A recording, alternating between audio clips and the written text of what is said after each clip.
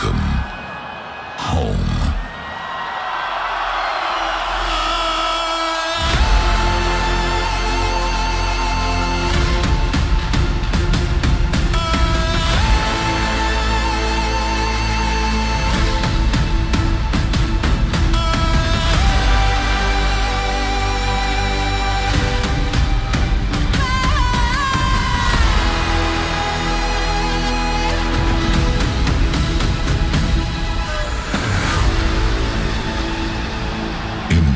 On the path of the warrior with Sub-Zero Project.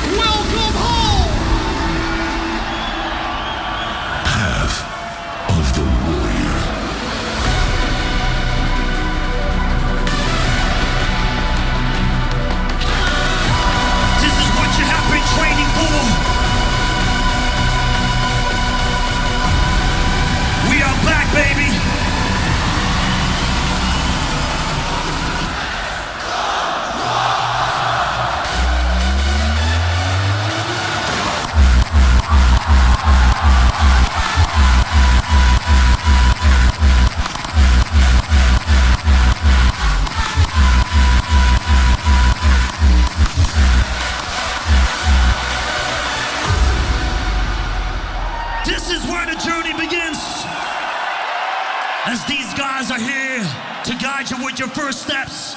DEFCON, give it up for Sub-Zero Project.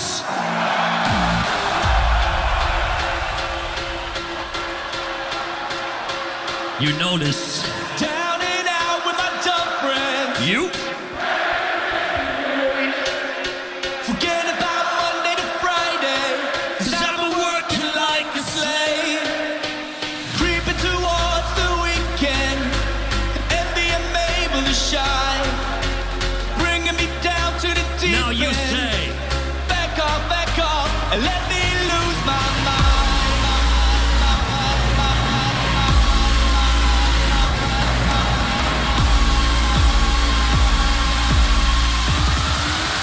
Back off.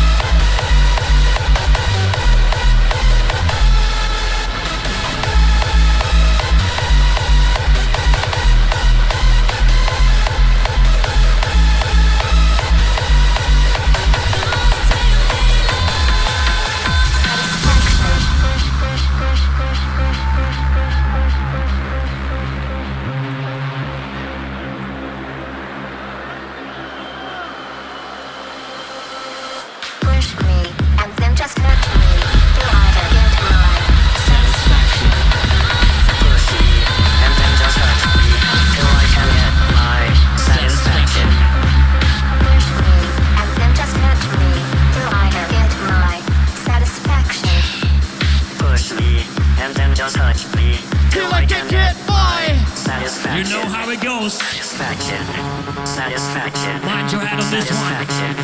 Sub-Zero Projects.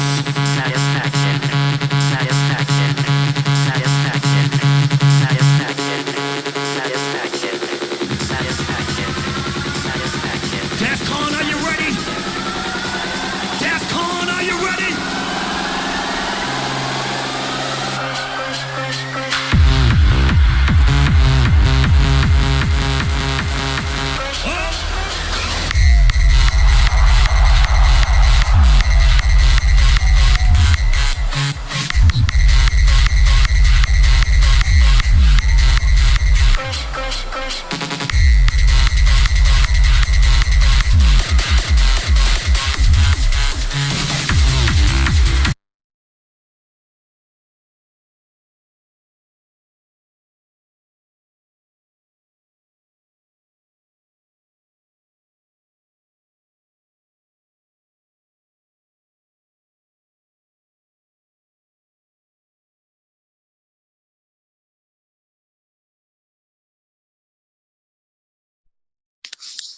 It is a good morning.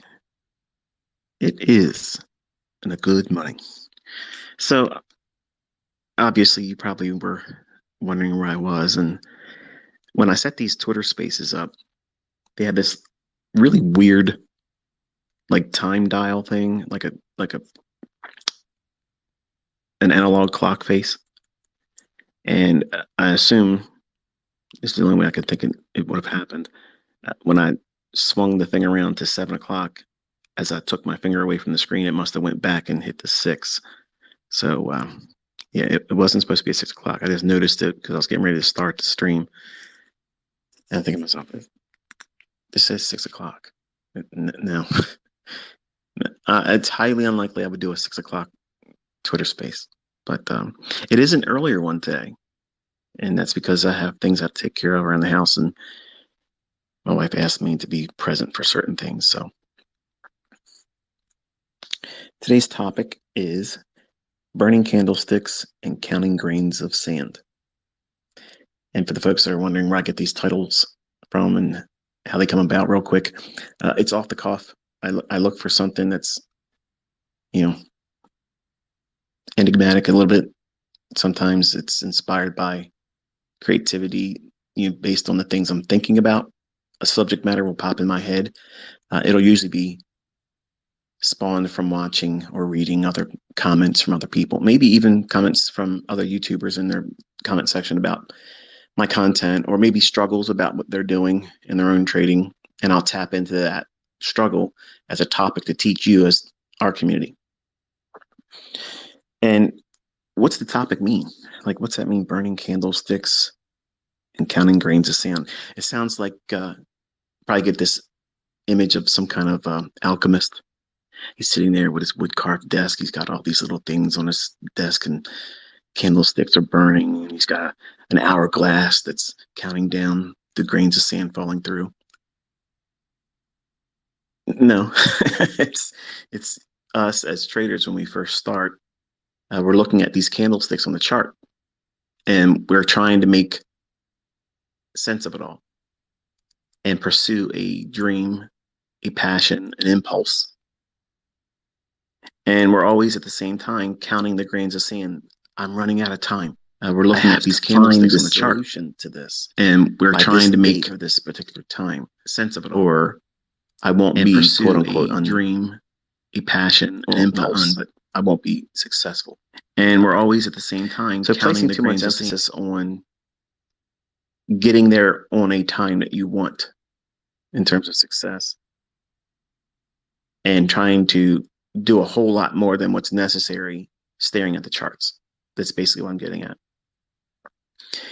And I want to ask you some questions, and this will only be an hour-long presentation today. I have a timer set here, so I will absolutely be closing it at 8 o'clock, and you're welcome to get back to your weekend. But do you waste your time?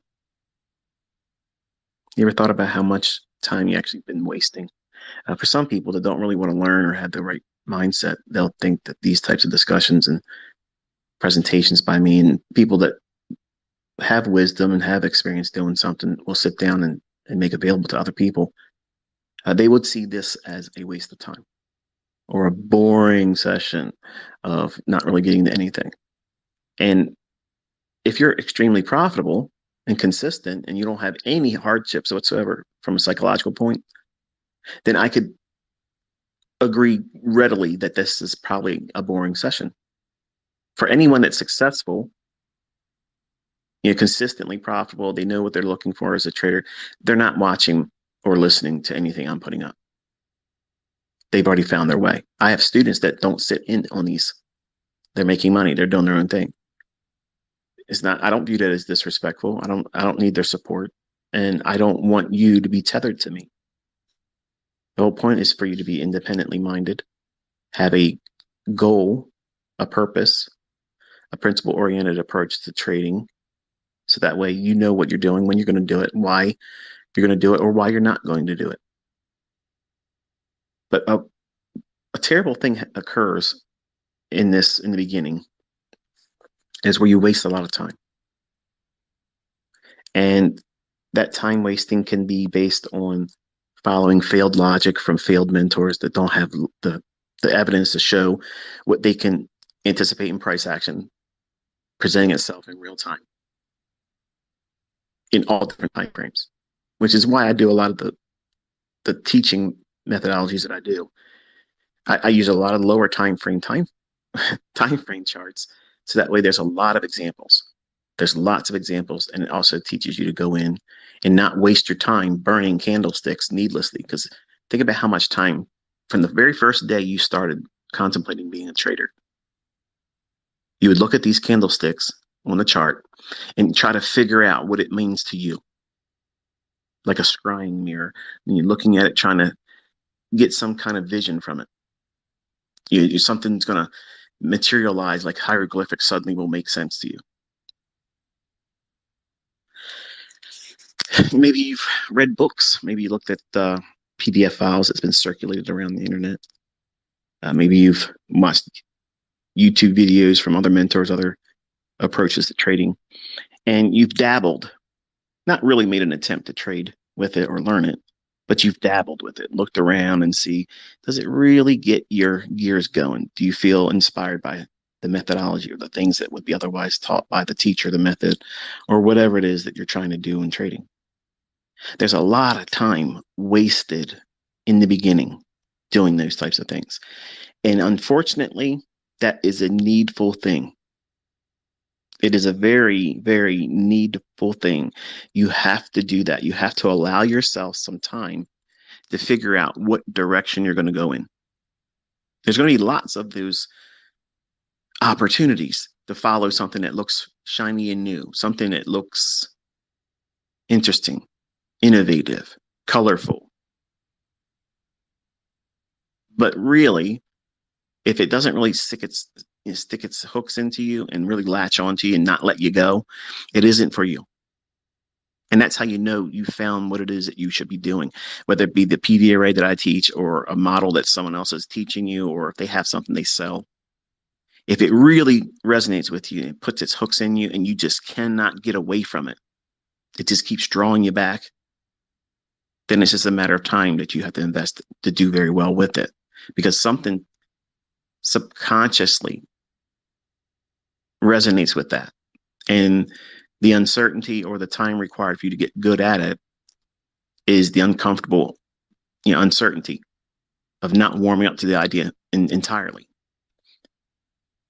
Wasting your time looking at drama-based content, whether it be things like on TV, like news. News is a terrible thing to watch. Worrying about other people's opinions about you, what you're doing, trying to compete with other people, trying to get the attention, the clout type thing. All those things are terrible time wasters. And negative thinking, toxic negative thinking. If you do a lot of that, what'll happen is over time, your mind will literally filter out any positive thing or any evidence to the contrary, because you'll be more prone to side with the negative view. That's the main staple of brainwashing. If you constantly are fed something that is untrue over and over and over and over again, and if you stay around that eventually you'll submit to it and you'll believe it, which is why I always bitch slap all these people out here. And then the list is growing smaller each day now. But they'll say that this stuff doesn't work that you're learning. They'll say that I don't trade with a real account when it's right there in front of your faces. They'll say that I won't call the market before it happens. I do. They'll say that there's nobody making money with smart money concepts, and they're all over the place being interviewed, showing receipts of withdrawals and payouts, proving their executions.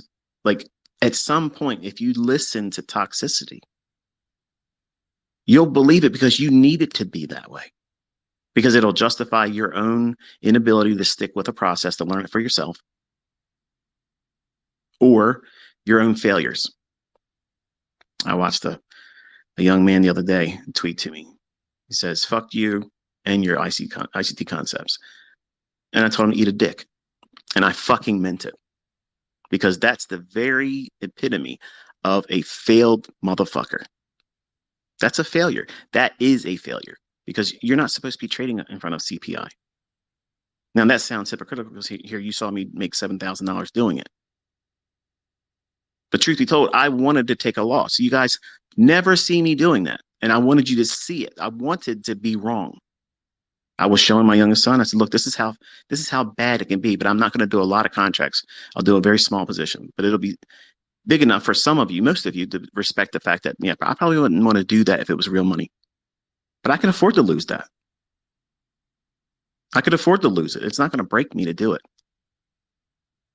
Your mentors, your teachers aren't going to go out there willfully put themselves in a situation to try to lose money to teach you something to prevent you from wanting to do it yourself. But they'll go out there and try to do Olympic-sized feats and do max loss days on their live streams and try to peddle some bullshit like it works, and it doesn't.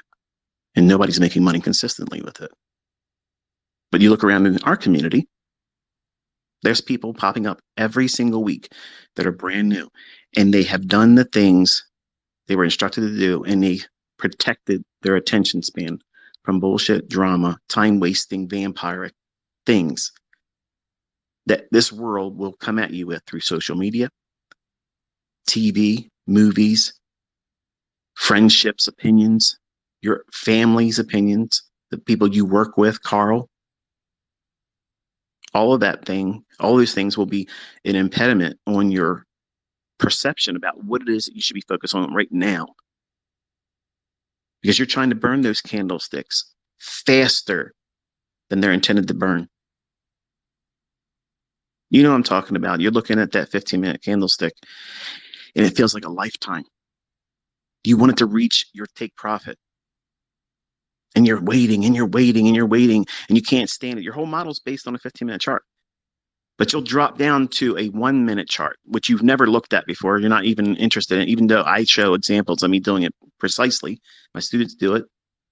But you're not comfortable in that time frame. But you'll bend your rules to go down to a 1-minute chart because it seems faster. I can't wait for that 15-minute candlestick to finish.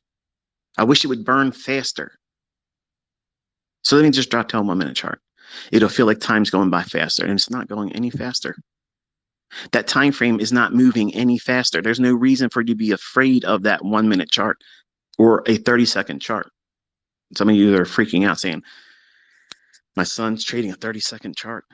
Man, he's in the fast lane. You know, he's doing something that he's not ready for. He's trading price. It's the same thing.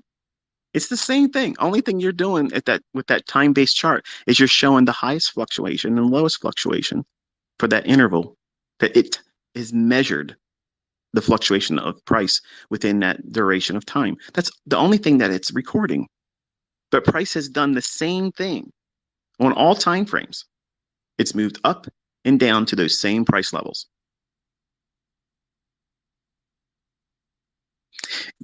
The myopic infancy of fearing lower time frame charts or calling them noise is just a testimony to your ignorance. And that's not something that's derogatory. It's just simply that you don't know what you're doing yet.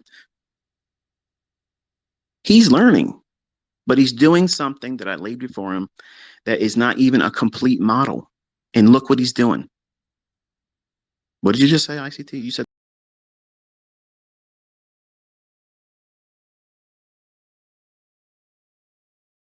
not even a complete model. It's not, because he doesn't require the level, the higher time frame take profit level, the draw on liquidity, to be even reached. What? Mm-hmm. Yep. If there is this unsatiable desire for you to get there faster, I'm hoping that you are encouraged by my son's attempts to do this and his development. He started trading that funded account, and I've since learned that when the screen says Express, that's the one that you can take money out of. That was my confusion. I thought an Express was the part where you try to get funded. That's the Combine. So yeah, I don't know very much about it, but he has 3 past Combines, and he activated or paid for one of them to go into a funded account. So he only has 1 technically funded and 2 on the sides, where I guess if he doesn't do well, or if he does want to do more, he can activate them later on. But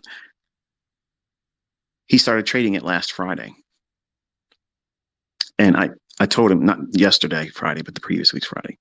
And I told him, I said, listen, here's what I want you to do. You can see where the 15-minute, the hourly, the 4-hour, and daily lows and highs are. They're obvious. And right above that or below it is liquidity. You need to have an idea of which one you think the market's going to go to. But if you see a stop run, and this is the part where you guys have been asking, then you talk about it as a model. I'm doing it right now. I'm not going to do a fucking YouTube video about it, okay? Because you've already learned this.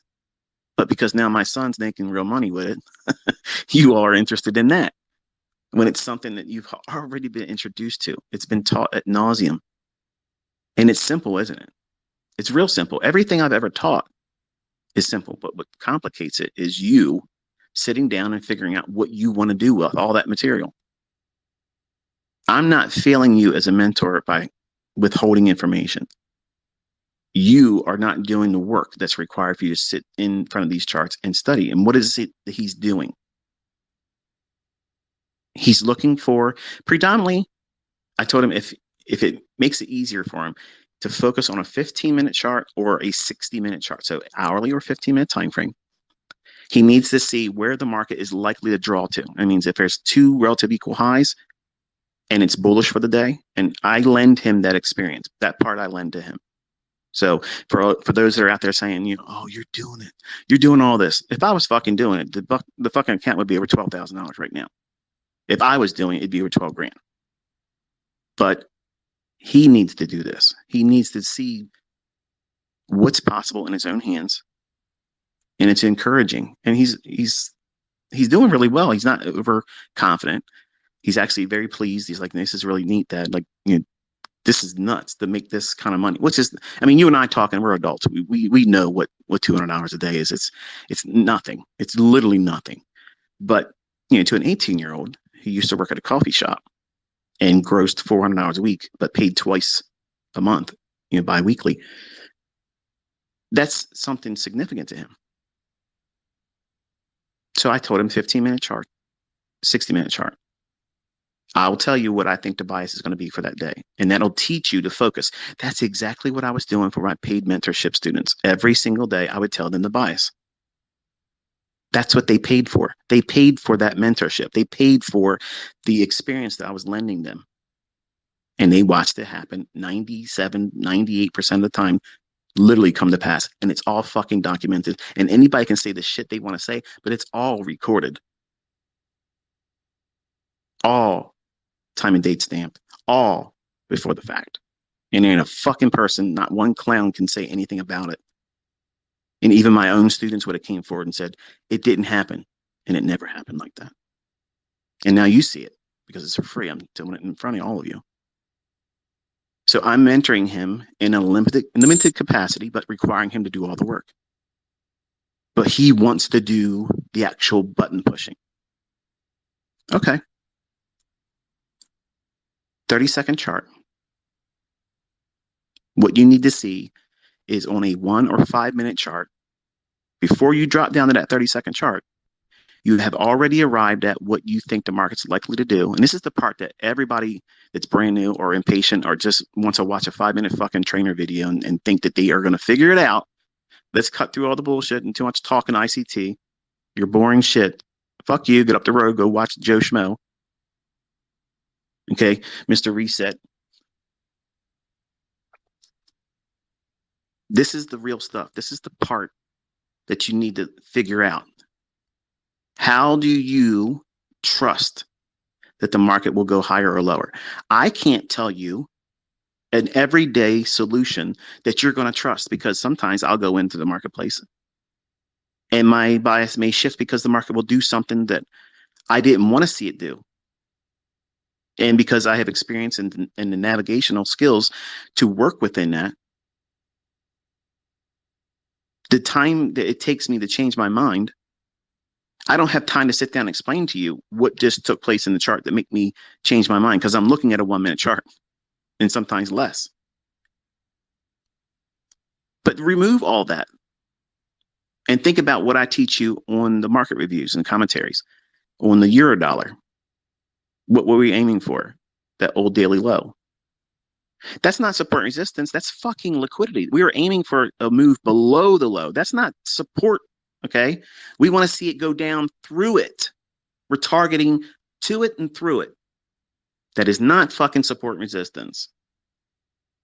We're going in with the idea that the market's going to draw towards those actual orders that will be resting below an old low or above an old high if we're bullish.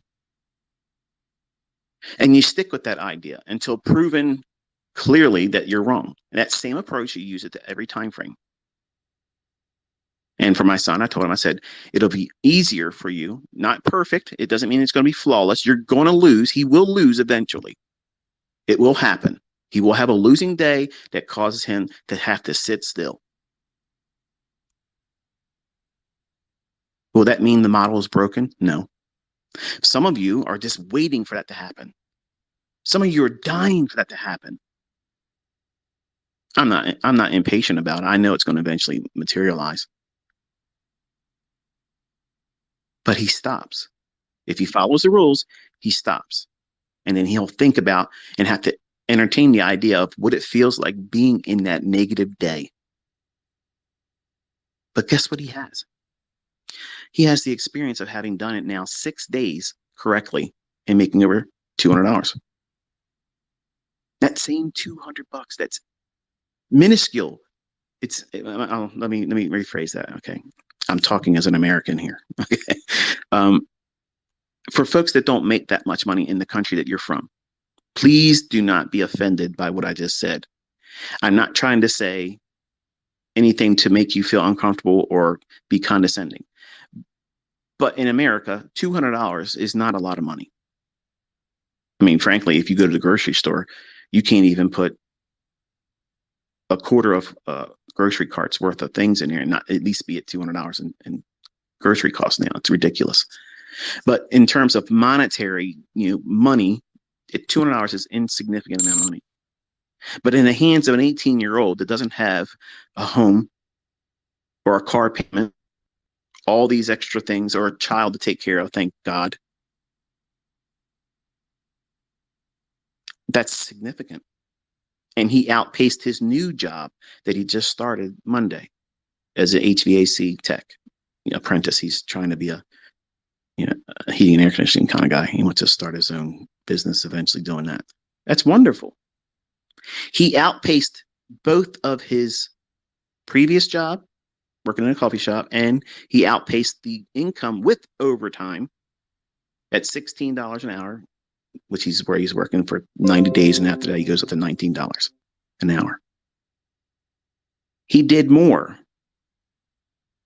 in 6 days using this model that's not even complete because it's a graduated model. What does that mean? What does that mean? If that hourly or 15-minute time frame draw on liquidity amounts, you think that the market's going to go higher or lower to that specific liquidity, then the only thing you're waiting for, if you're bearish, and I'll give you the example for being bearish. On the 5 minute or 1 minute, there has to be some short-term high traded above. Even in a run while the market's been going down, don't think model 2022. That's not what this is. Okay. It's not that. He can take a trade with that model within that context of the market reversing. We don't need that. The market can be going down for the entirety of the day.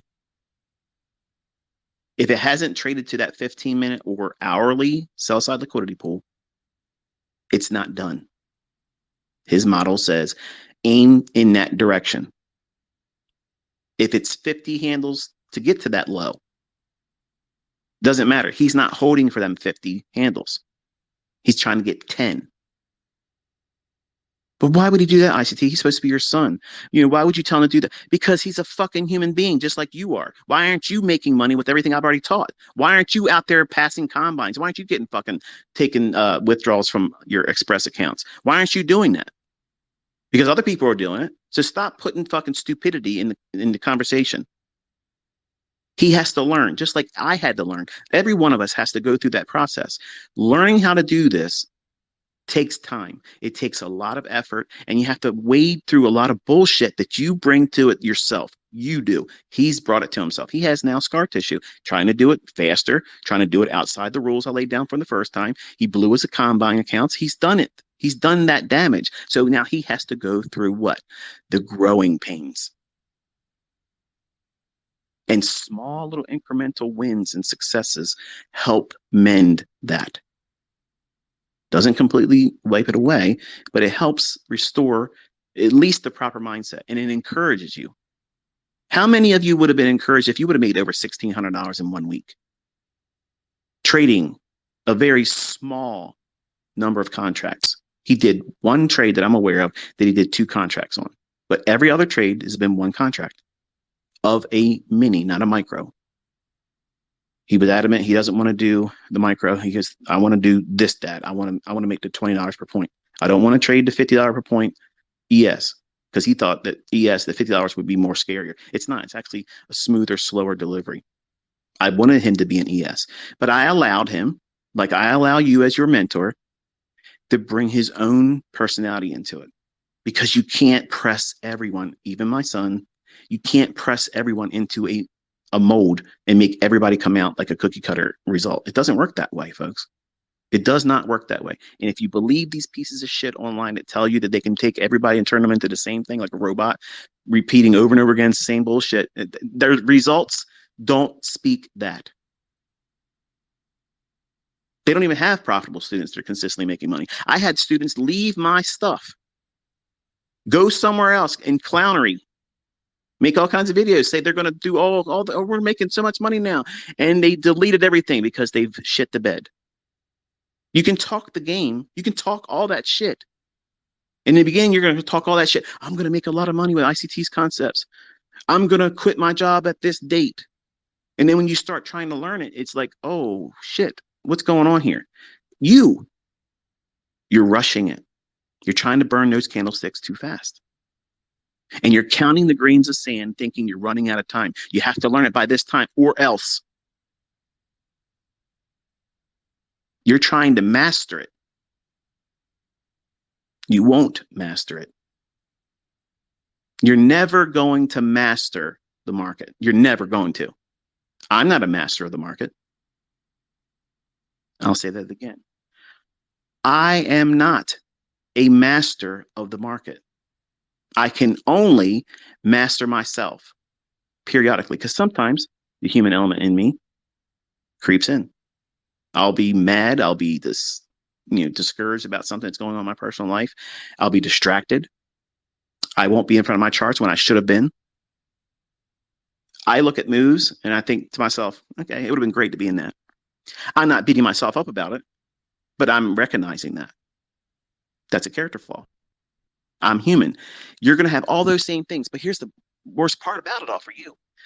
You don't know how to make money yet, but you feel rushed to do it. You got to keep up with the Joneses. You got to do everything else. And that's what my son wanted to do. Right away, he want to jump out there and be ICT Junior. Show the trolls what's what. And found out that it's not easy being me. It's not easy just going out there and taking some videos, taking some logic just heard from the lips of a man that's been dealing for 30 years and thinking that you can just walk out there and do the same thing. It doesn't work like that. It's harder. But he has to take that 15-minute or 60-minute chart and derive a draw on liquidity where he thinks the market's going to draw to. And as long as it hasn't traded down to it, if it trades to it one time, he's done. He can't use it. He can't use that framework. He has to wait another day or trade something else or wait till the afternoon. So he doesn't have a specific time. Like he's not always operating in 10 o'clock till 11 o'clock. He'll trade when he sees that liquidity is presently a draw. And if he wants to be in front of the charts, 30 seconds allows him to take that 10 handle run.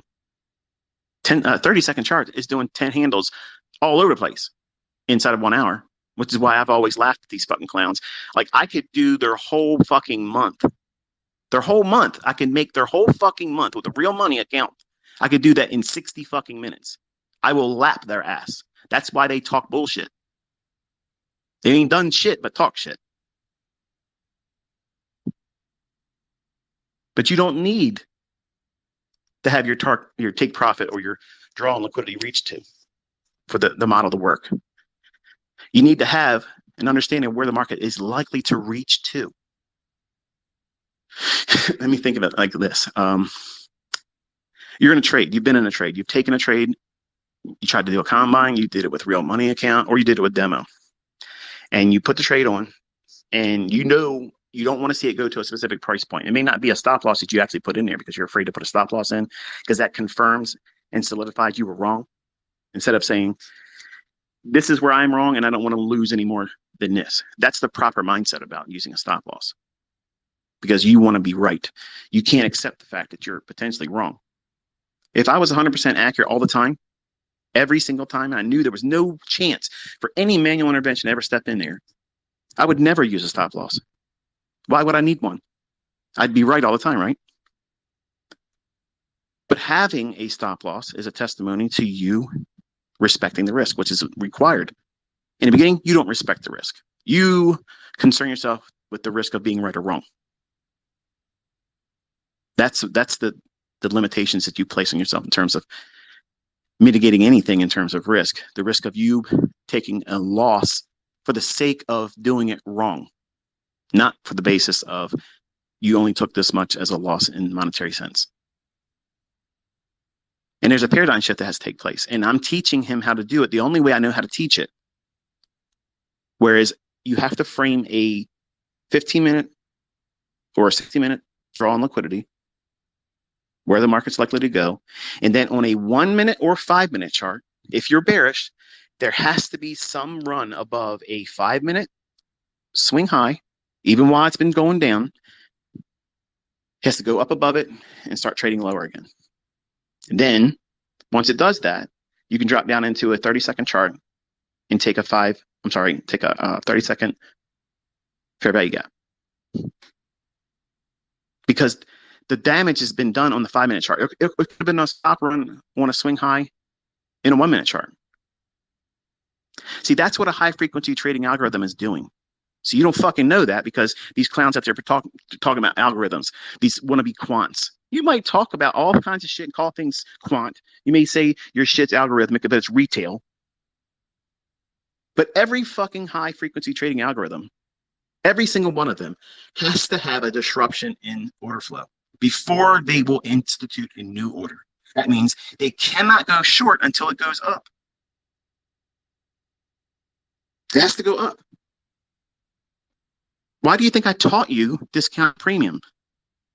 Because I am algorithmic. Enigma is fucking talking to you. It's not a yin and yang fucking symbol on some bullshit. The market has to go up, purge some measure of liquidity. If the market does, I don't give a fuck what market it is. But if you're bearish and on a 5-minute or 1-minute chart, if a swing high, a short-term swing high on that 5 or 1-minute chart is taken out by one tick and it trades lower, as soon as it trades lower, on what time frame are you talking about? whatever time frame that liquidity was taken on. If you see the swing high on the 5-minute chart has been pierced by one tick is all it takes. It doesn't need to fucking close above it. It doesn't need to have a certain measure of handles above it. One tick. Once it does that, that's a disruption. That's a disruption in order flow. That's it. That starts the sell program. Then on a lower time frame, it can be a 5 fucking second chart. It could be a 1 second chart. Okay. Where the market's likely to go. And then on a 1 minute or 5-minute chart, if you're bearish and you know you don't want to see it go to a specific price point, it may not be a stop loss that you actually put in there because you're afraid to put a stop loss in because that confirms and solidifies you were wrong.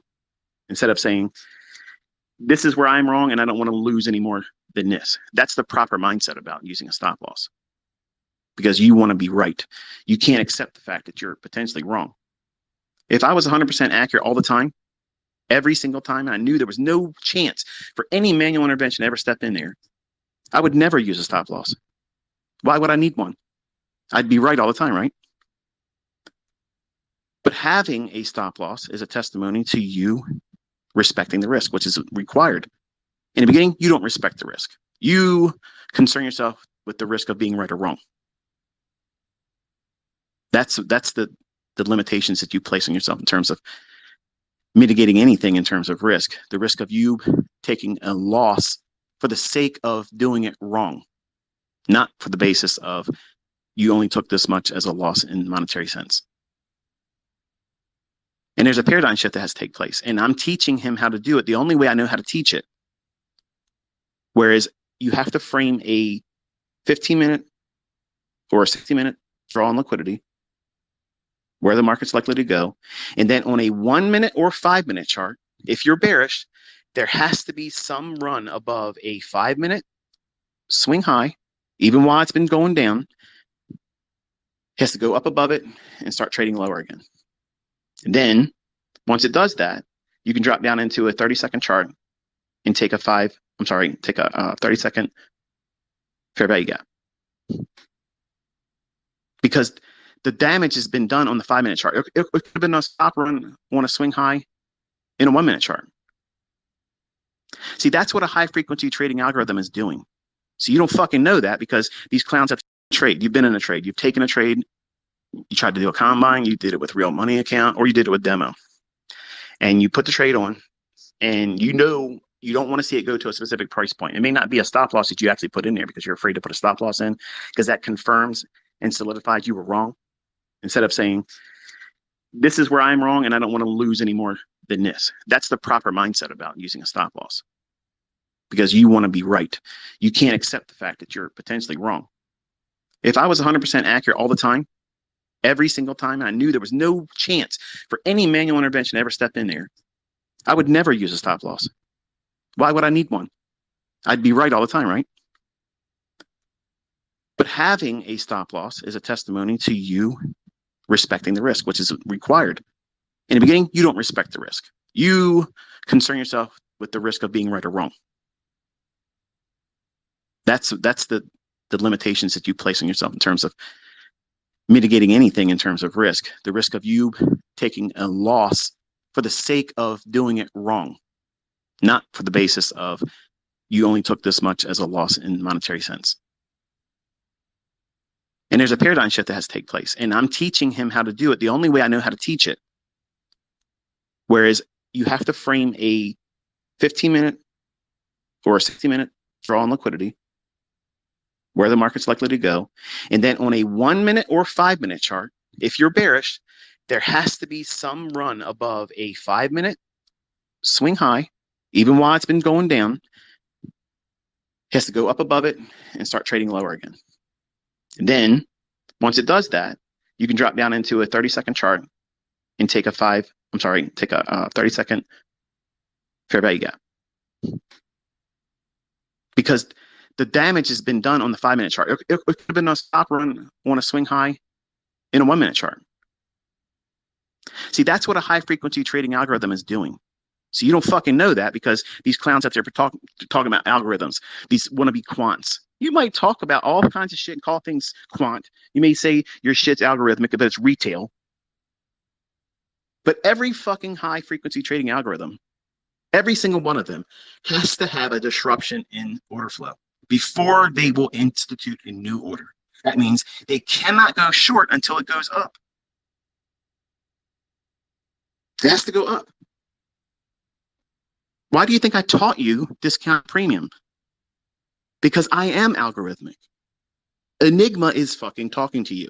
It's not a yin and yang fucking symbol on some bullshit.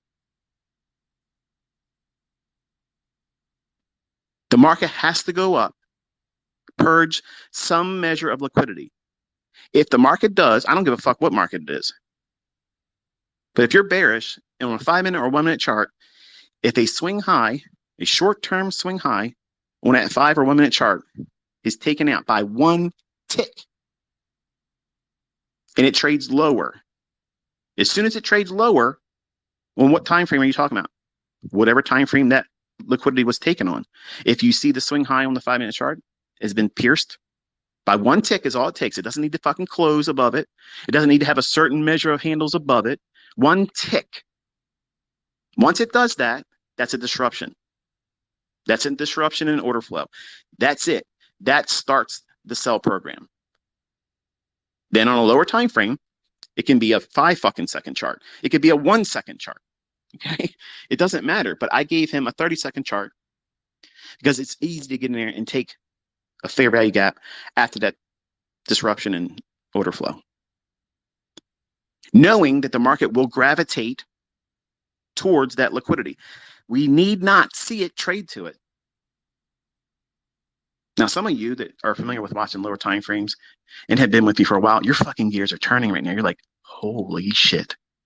I can see this, and I'm not even looking at the fucking chart. I can understand exactly what he's saying right now. His juices are flowing on. Yes, yes, yes, yes. It's there every day, every hour, every 15 fucking minutes. It's there. So forget the 90-second or 90-minute fucking bullshit. It's every 15 minutes. It's there. I literally could sit there all day long, trade just intraday volatility, just doing what I just told you, and mop the fucking floor with all these fucking people out there talking shit, selling shit, robots and stuff. It's dumb. It's dumb. You don't need all that stuff.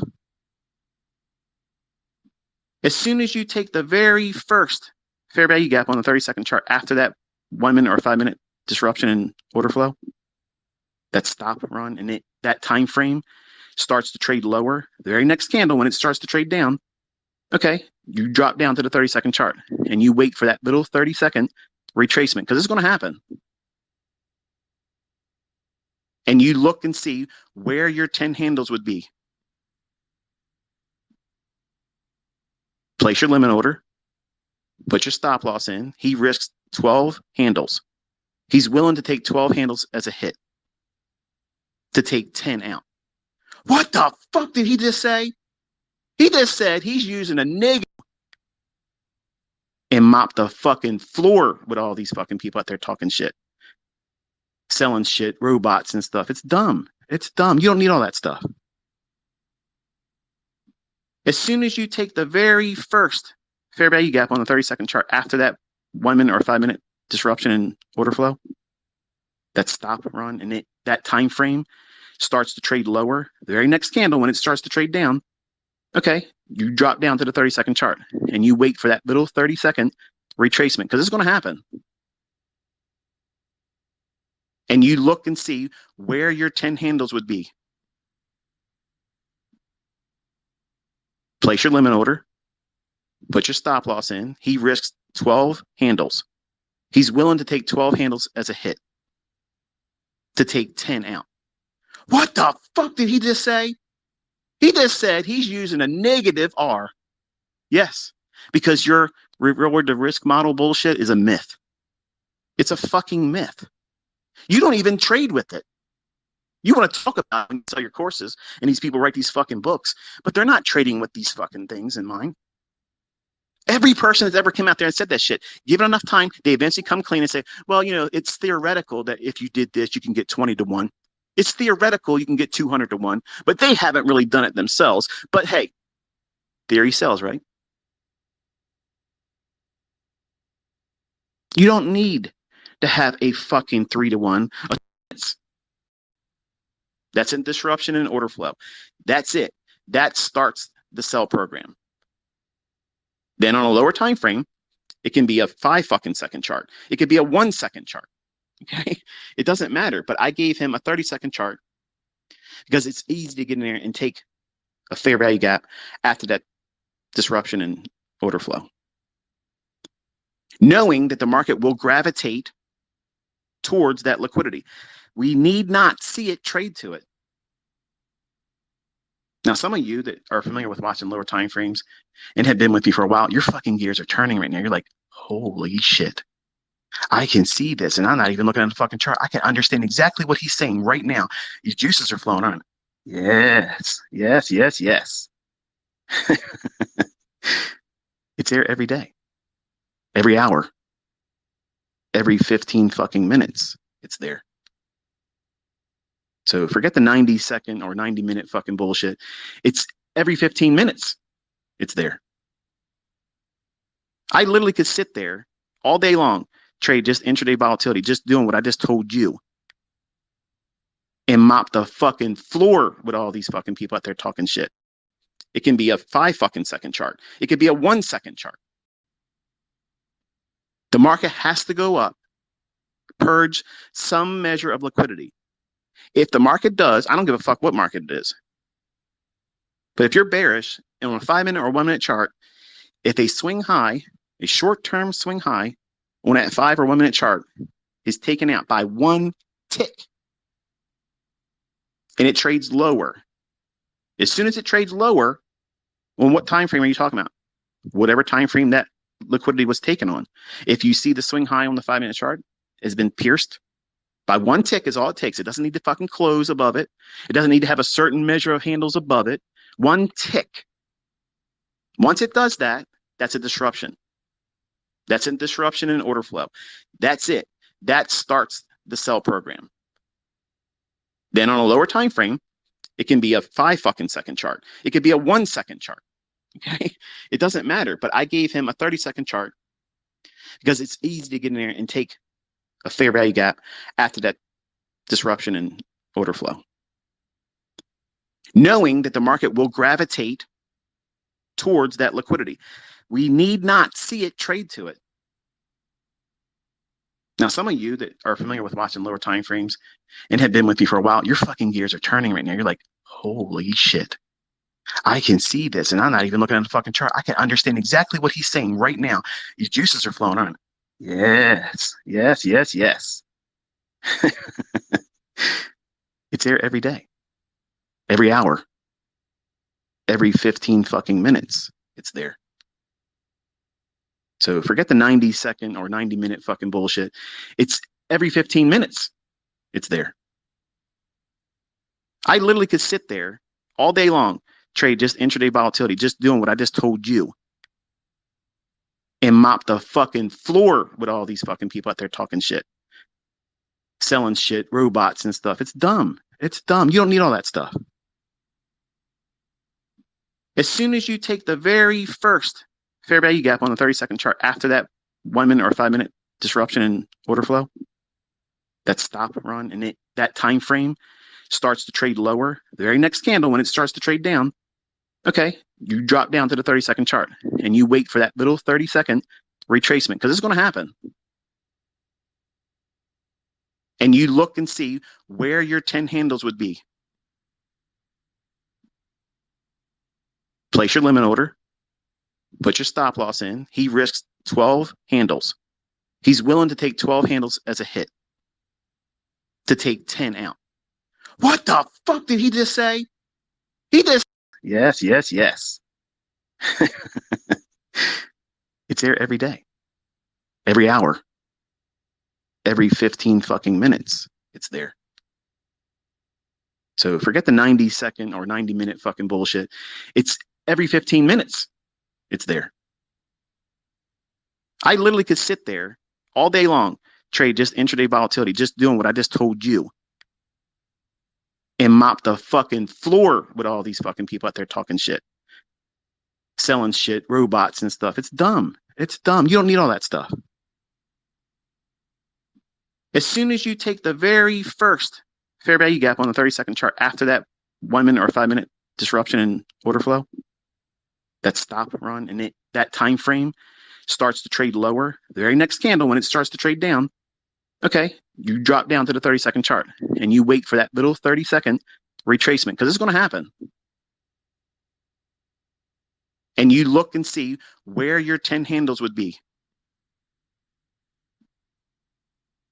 Place your limit order, put your stop loss in. He risks 12 handles.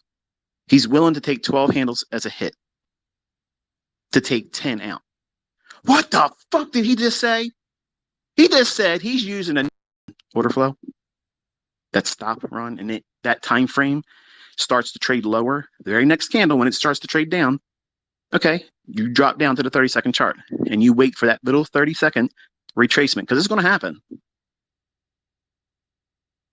And you look and see where your 10 handles would be. Place your limit order, put your stop loss in. He risks 12 handles. He's willing to take 12 handles as a hit to take 10 out. What the fuck did he just say? He just said he's using a negative R. Yes, because your reward to risk model bullshit is a myth. It's a fucking myth. You don't even trade with it. You want to talk about it when you sell your courses and these people write these fucking books, but they're not trading with these fucking things in mind. Every person that's ever come out there and said that shit, given enough time, they eventually come clean and say, well, you know, it's theoretical that if you did this, you can get 20 to 1. It's theoretical you can get 200 to 1, but they haven't really done it themselves. But hey, theory sells, right? You don't need to have a fucking 3 to 1, a 2 to 1, or a 1 to 1. If you have a high strike rate, what's a high strike rate? What I just told you. How many times do I tell you something before it happens and it happens? It's real logic. Nobody gets lucky like this, folks. That doesn't happen. Luck doesn't exist here. It's statistical probabilities rooted in real algorithmic price delivery, not retail logic trying to decipher something that has absolutely no basis on harmonic animal patterns. Elliott wave horse shit, supply and demand horse shit. It has nothing to do with it. It has nothing to do with it. This stuff is predetermined. It's running on a script, period. That's all it's doing. It's time-based.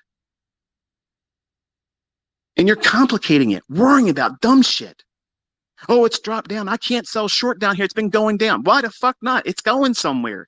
It's going down to Southtown, okay? Below the old low, below the relative equal lows. It's got something down there it wants to visit. It's warmer in the south. It wants to get down there. It needs some sun. I can't do it. I just can't do it, man. It's already gone down 100 fucking handles. I can't imagine it going down 35, 55 more where it should fucking go where the liquidity's resting below the lows. Why would it want to do that? Yeah, I can see why everybody would think that way because that's what all the bullshit artists talk about. The books, the people that don't fucking trade, they sell you all that stuff like timeshares. Makes it sound like it's a wonderful thing till you get in and you wish you could get out of it and you can't.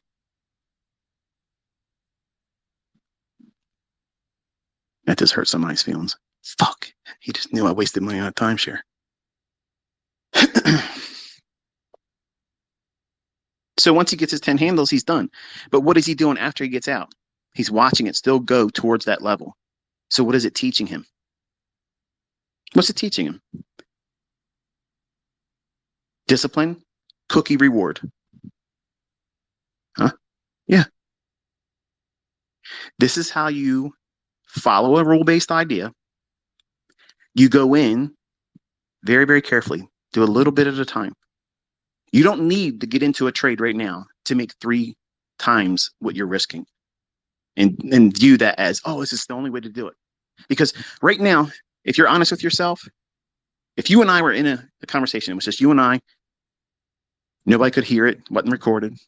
I gave you my Scouts Honest promise that there was no way I was going to talk about who you are and what we talked about. And I asked you, right now, you have extraordinary results as a goal. and you won't accept anything less, right? And at first they might look at me perplexed, like, no, I just want to make money. No, no, no. You want to be next to flawless. Hardly ever, if ever, taking a loss, never putting your stop loss in the wrong place. And you're wanting to find a way to get to that point because you see me doing that many times. And you think that just happens overnight. No. No. You conquered that bullshit thinking, that toxic way of internalizing your potential or progress in this by going in and taking out incremental movements towards a goal that's larger. My son's not going to be a 10-handle trader risking 12 handles. That's not what he's going to be. My son's going to be taking down the whole fucking daily range. From high to low, that's what he's going to be doing. But he can't learn that just going out there and just trying to do it from the beginning. You have to grow. You got to become confident after you have had your confidence been kicked in the nuts, basically. That's what he's done with his combines that he tried to do with ignorance, thinking it's going to be like a video game. This is not a fucking video game. It's not a video game. And any fucking clown that says that, show the testimonials from your students. Not the one that just found some market replay horse shit this week. Where are they at the last year? Where's their withdrawals? Where's their profits? I'm producing monsters. I'm producing fucking machines, terminators, motherfuckers that's going to be here long after I'm gone, making money, doing it their own fucking way, and not giving a shit what anybody else says about what it is that they learned, because they went through the process of doing it correctly. See, Cameron had a goal. He wanted to be out there about this time, by the end of the year, parading around, peacocking. Look what I did. Ha! Look at this. He had a hit list of all the YouTubers he was going to go into their comment section and do all this bullshit. That's funny. But he got humbled. That's okay. It's good for him. It's actually good for him because it slows him down. Now he respects what it is he's trying to learn because he didn't have the respect for the risk. And now he processed he requested rather. I don't know if he got it yet. I guess he'll have to tell me when he wakes up. But he asked for a $740 payout. So he said that they would only give him 50% of what he had already earned. So I guess at the time when he was requesting it, before he made the other $200 and some on Friday, worked out to be like $740. He needed to see that. He needs to see it in his hands. And when that happens, it'll solidify it. Because again, $740 is literally fucking nothing. It's nothing. It won't even buy one tire for my fucking cars. So it's minuscule amount of money. But for an 18-year-old that doesn't even net that after taxes in a week, that's the whole new world to him. For some of you, if you just did that, not the $1,600, if you just made $700 a week, what would that do for you? So you don't think that way, do you? You don't think, what if I just made $100 a day? And you started there and you built up your confidence. Are you consistently able to make a very small amount of money that's easily reached? It's a low-hanging fruit objective. That's what I wanted to present to him. I said, look, 10 handles is easy. You can do this all day long once you get good at it. Like you can literally go up and down all day long and really just destroy it. But you can't do that without knowing yourself, how you're going to think. You don't think that way, do you? 18-year-old. You don't think that way, do you? After taxes in a week. That's the whole new world to him.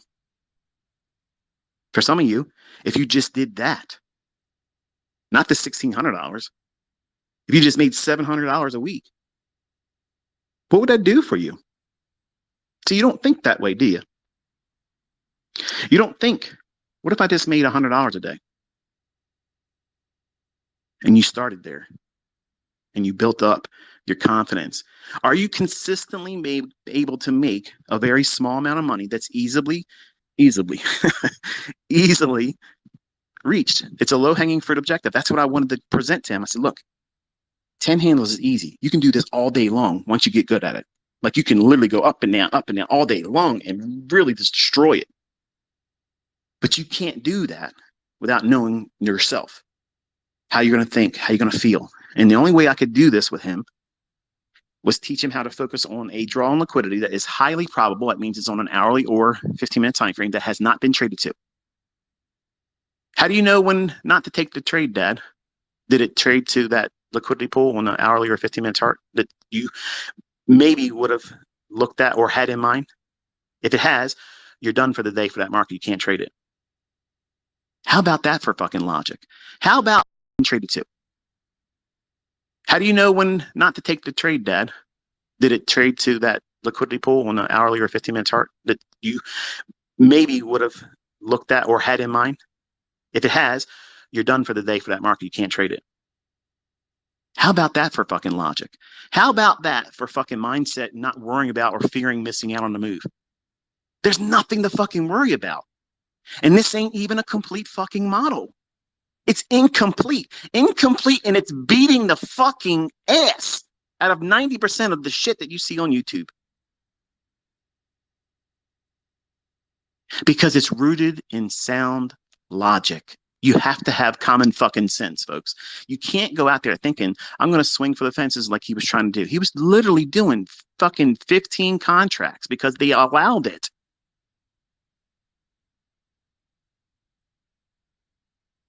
Didn't know better. Well, he fucking knows better now, doesn't he? And now what he was trying to do, he's put that aside. He knows it's possible now because of what he's done with just doing $200 a day. With one single, 90% of the time trades, one single mini contract. And he's doing far better than he would do at his job. And did do better than both of his jobs. That's an encouragement. And the right mindset he has right now, I'm so proud of. I'm proud of that. And that's what I try to encourage. I don't try to encourage you to go out there and try to swing for the fences and have Lambo lifestyle overnight. It's not practical. That's not fucking practical. Okay. I'm sorry if that hurts your fucking feelings, but I'm not ever saying that you can't get there, but it's going to take you time to get there. And you can't be worrying about trying to rush through it, burning the candlesticks, trying to do more of the unnecessary shit, worrying about what that person did. How did they make that money? Fuck their money. Fuck what I made. Who gives a shit? Who gives a fuck what Cameron's making? Who cares? You can't spend it. Be inspired by it, limit it to that. But don't go on the charts and waste your time trying to figure out, oh, it's this guy, this gal, this person has a video. This person posted this on their social media. This is what they did. Let me see if I can go in and figure out what they did. You're wasting your fucking time. You can't even do anything with that information. You can't do shit. The only thing it's going to do is cause you doubt about what it is you're trying to learn. And other people are fucking smashing it because they don't give a fuck what anybody else is doing. They're minding their own business. And that's exactly what Cameron started doing, minding his own damn business. Instead of getting out there and trying to defend Daddy. Daddy is a fucking lion. Just turn me the fuck loose and I will eat these motherfuckers. Straight up. I'm out here begging for it. Crickets.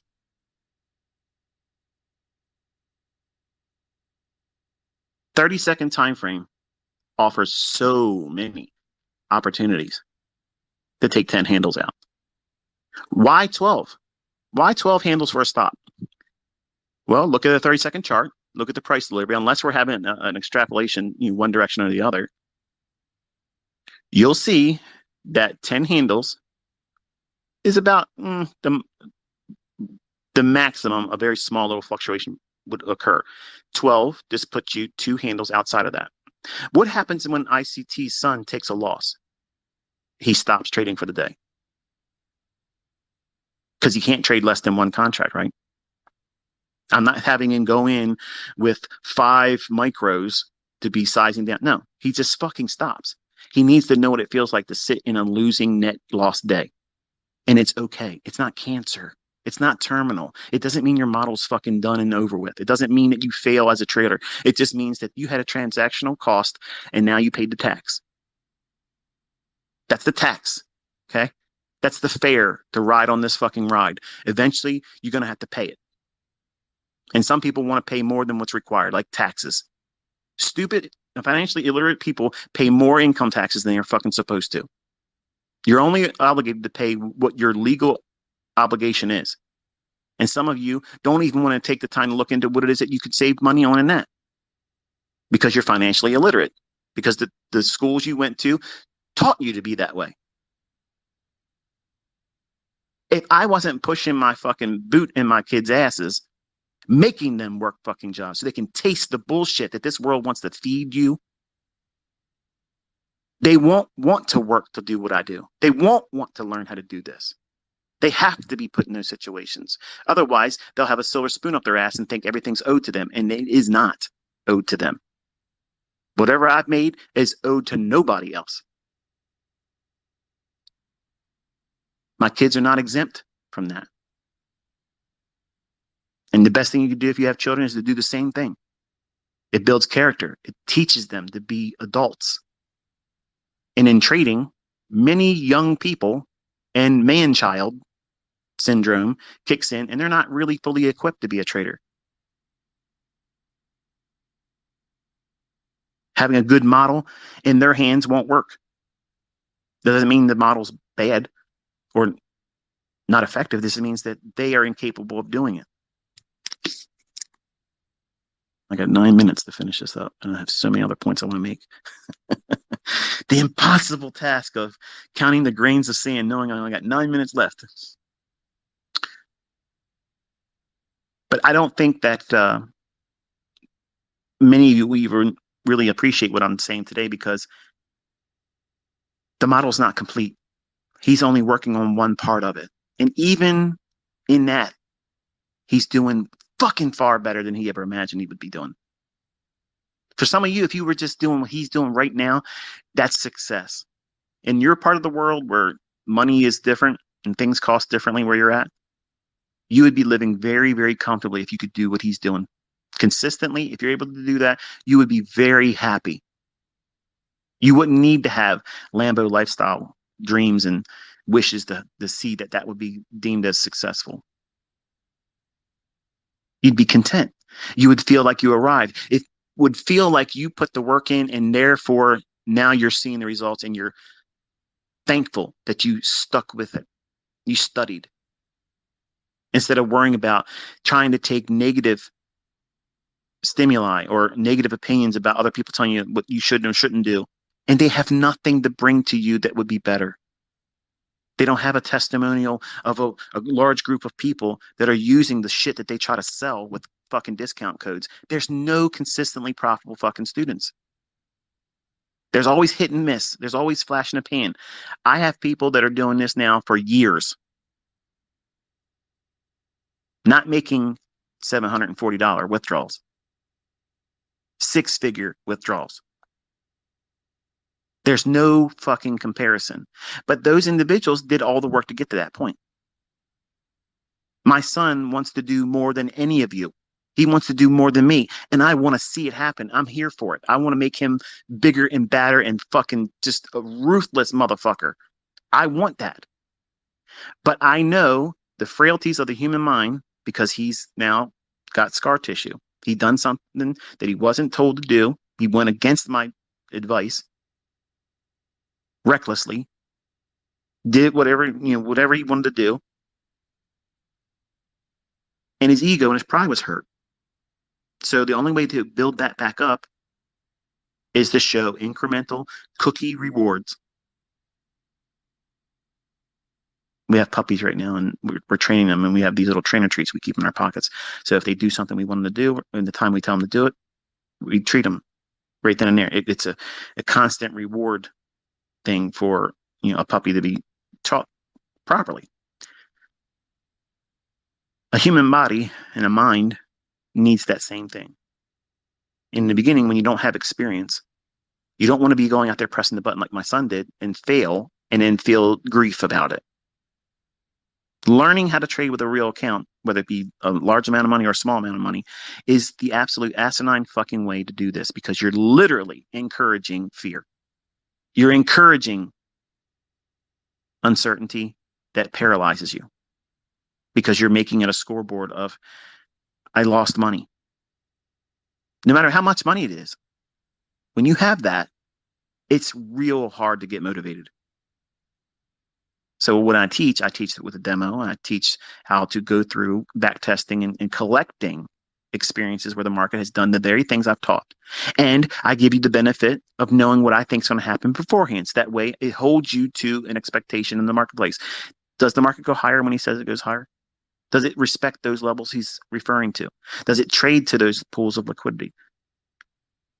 Are you going back through the charts and looking for the things I teach? Is it in there? Is it happening? Don't require my own trades to be the only testimonial. If you do that, you're failing. Cameron's not even journaling. He can't do that right now. What did you just say? You heard what the fuck I said. He needs to have his pride restored. He's hurt. So the only way, and this is the best thing I could come up with, was give him something where, yes, these approaches, if he just would let the trade run, he could be making 30, 40, 60, 100 fucking handles. He could be doing that, but he doesn't have the patience to hold on to it because he's afraid it's going to turn around on him. He's afraid of that. And the only way you get over that fear is doing this. I wish I could learn how to hold a trade. I've been in so many trades. If I just would have held on to it, it went to my target. How do I fix that, ICT? You take incremental exits and you hold yourself to the fact that this is what my trade was and I'm feeling discomfort. As soon as you feel the discomfort, close it and then watch the trade pan out. Or if it goes through where your stop loss would have been, you're thankful you didn't lose. But if it goes in your direction, you log it and you cheerlead yourself. And the next time you feel that uncomfortable point and you want to get out of the trade, wait 2 minutes. Not 1, 2. Literally 2 minutes. And then if you still feel uncomfortable, close the trade again. Then log it. If it goes to where your stop was, you did the right thing. If it goes a little bit further, guess what? Just like repetitions with weight training, you're adding a plate. You're adding one more repetition, and you're holding to failure. You're fighting the negatives. That's where growth happens. You can't just tap out as soon as you feel it all the time. You have to press into that uncertainty, and you do that over time. And I'm sorry, but a 40-day fucking trainer, a 120-day trainer, a 1-month fucking boot camp, a 1-week fucking crash course ain't going to fucking teach you that, folks. It's not going to fucking do it. I'm telling you, it ain't going to do it. I got $1 million fucking bucks that says it ain't going to find somebody going to do that, make $1 million. Ain't going to happen. It ain't going to fucking happen. But I'm making millionaires. Holla. What did they pay for it? Their time, sweat, stress. They had to go through the mill with ICT. And it's hard here. Only the strong survive. The weak get chewed up and spat out. Come next March, I suspect, based on what he's doing and what he's telling me in terms of his perspective and what he feels and what he thinks, he's not in a rush to get anywhere. So I'm thinking he'll probably be able to do like 20 to 30 handle runs when he does his trades. And this is a matter of just filtering the trades that allow for that. Meaning if the trade has still room to move that much, if everything I just gave you in terms of the parameters, if they're in play, you just got to hold the trade. What are you afraid of? Like, you know, I try to encourage that guy, Patrick Whelan. Like he sometimes he has trades on, and I wish he would just like I would never tell him in his live stream, don't close it. I wouldn't do that because it's rude. But many times I'm like, don't close it, don't close it, and then it just keeps on running and running and running and running, and you can see he's like, what the fuck. He's a wonderful person to watch because that's the thing that everybody won't talk about. That's the part you're trying to hide from your development. You don't want to go through that. He's doing it in front of everybody. It's entertaining, yes. He fell mouth. So what? I fucking cuss too. You're human, okay? And you get a priest in a situation hard enough, pressing enough, they're going to drop the F-bomb too. If they feel enough pain, they're going to do it, okay? Words are not going to do anything to anyone. What you give them, the energy, the power, that's when they hurt you. Holding on to a trade, and I'll say this in closing, the way you hold on to a trade is you have to be content with, all right, I locked in something. This is a good fucking day. I got $1,500 locked in on this trade. I'm aiming for $20,000. I got a fucking full pool on 10 lot. I know it's likely to go 100 handles. I know it's likely to go down there. But I'm going to wrestle my fucking greed because I feel like I have to take this $2,700 trade off that's fluctuating here and there above 3,000. And you know in your fucking heart that if you just let this fucking thing go, 6.5 hours from now, it's going to be 100 plus handles. But you're wrestling with, but what if it isn't? And I don't take the $2,700 off, or it stops me out at $1,500 and I could have took the $2,700. That's ass backwards thinking, folks. That's fucking ass backwards. You're all talking about how you want to have these high multiple R trades, but you don't want to do the work to hold on to get them.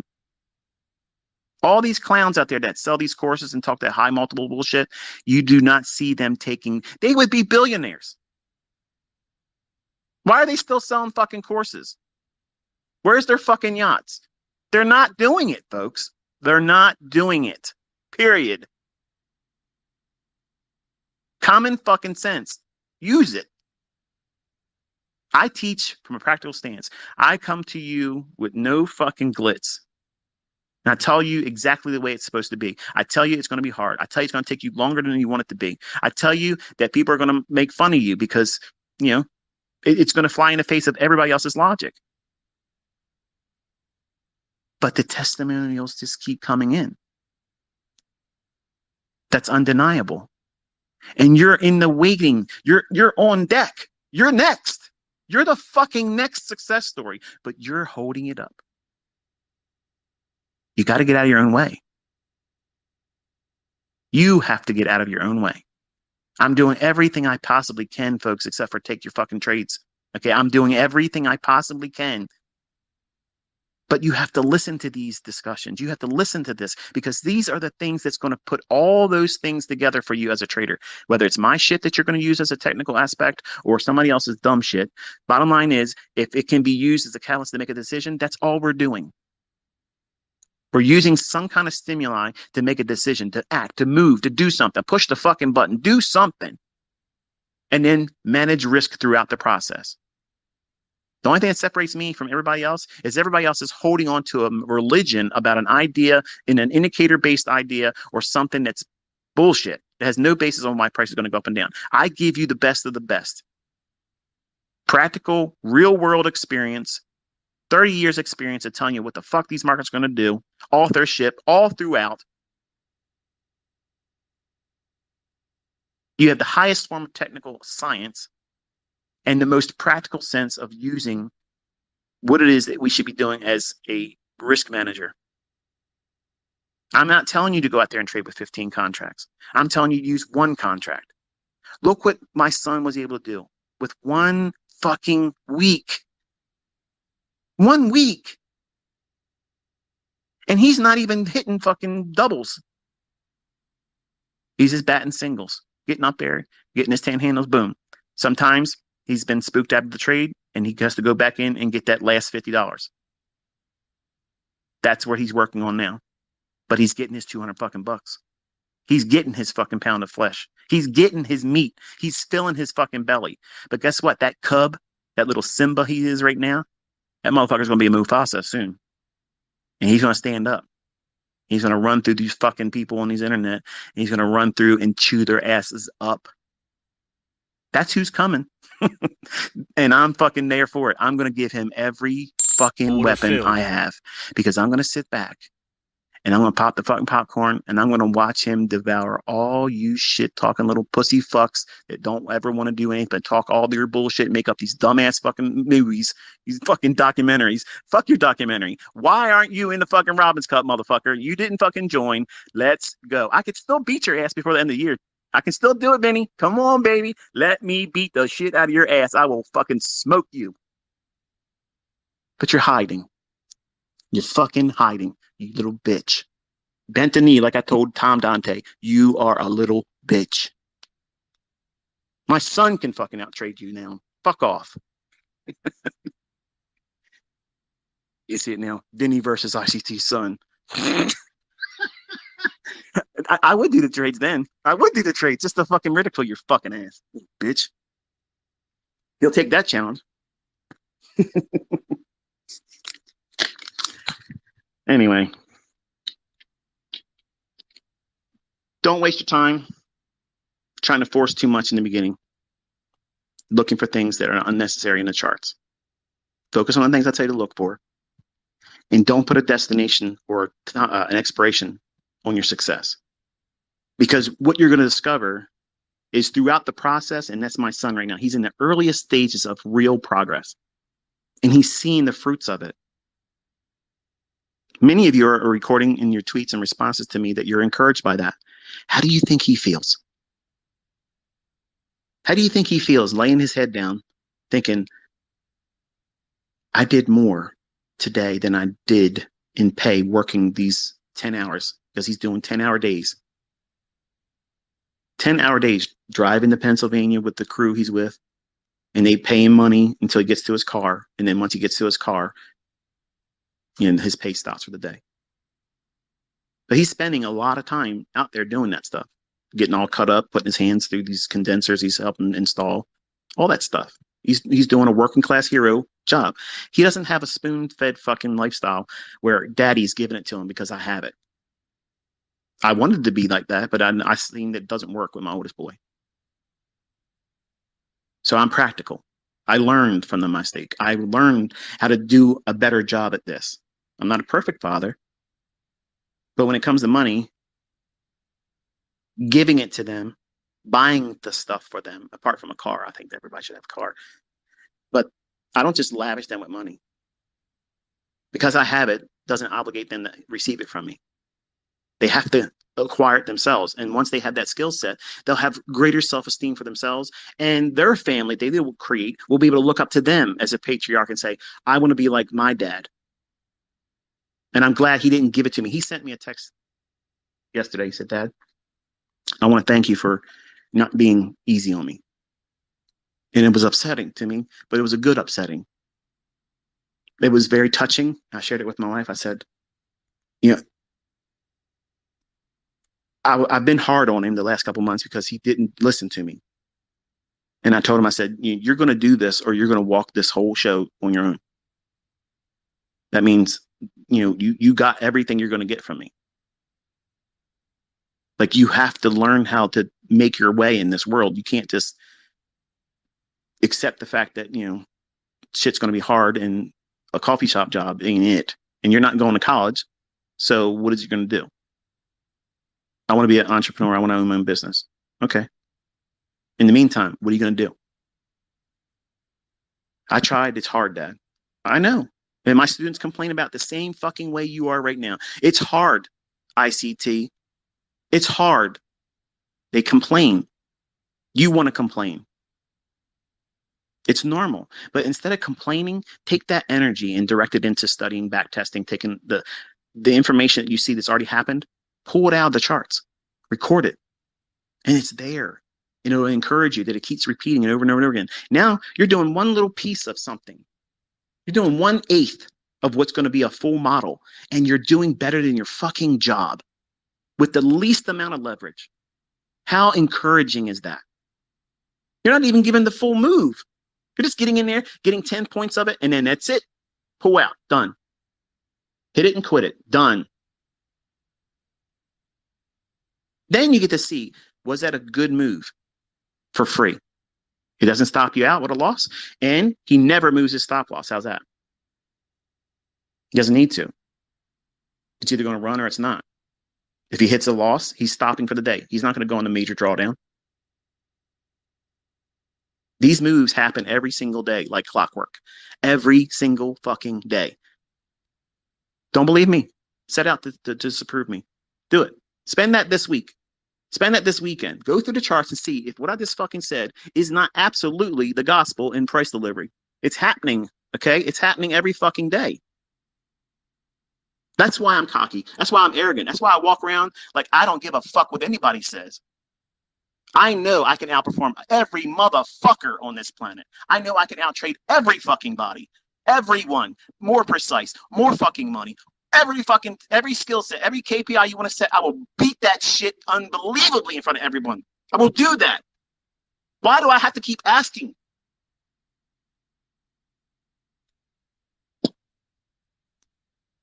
And you're sitting around doubting. All this evidence around you, all this shit around you. People outside of my own family, different walks of life, and they're bringing the receipts and the results. They're doing it.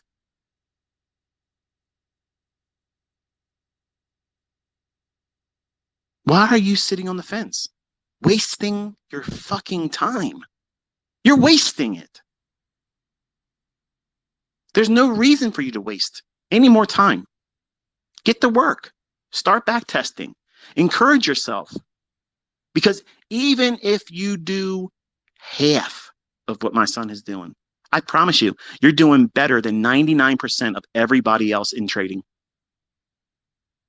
And that's not an exaggeration at all, because most people can't even make any money.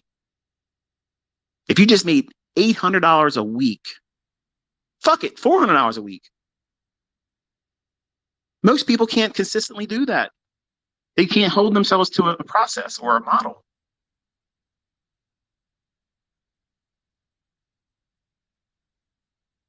The only way you can do that is small little baby steps in the beginning. Don't put an expiration date on your success. I have to have it by this time or it's a failure.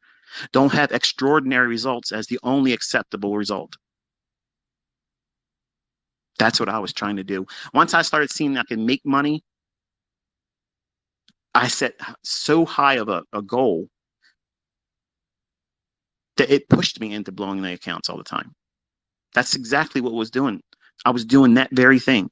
And I was abandoning the simple things of just taking the trades I knew that were going to be there. And I tried to squeeze more out of them. You can't make a dog be more than what it is. It's a dog. It's going to run and behave like a dog. In every one of my trades, I try to demand them to be a dragon, a beast of mythological proportion. And when it didn't deliver, I looked at it as I'm never going to be able to do this. When all I was doing everything backwards and asking of my models, which were very limited at the time, to do what they couldn't do. And I couldn't see it for that.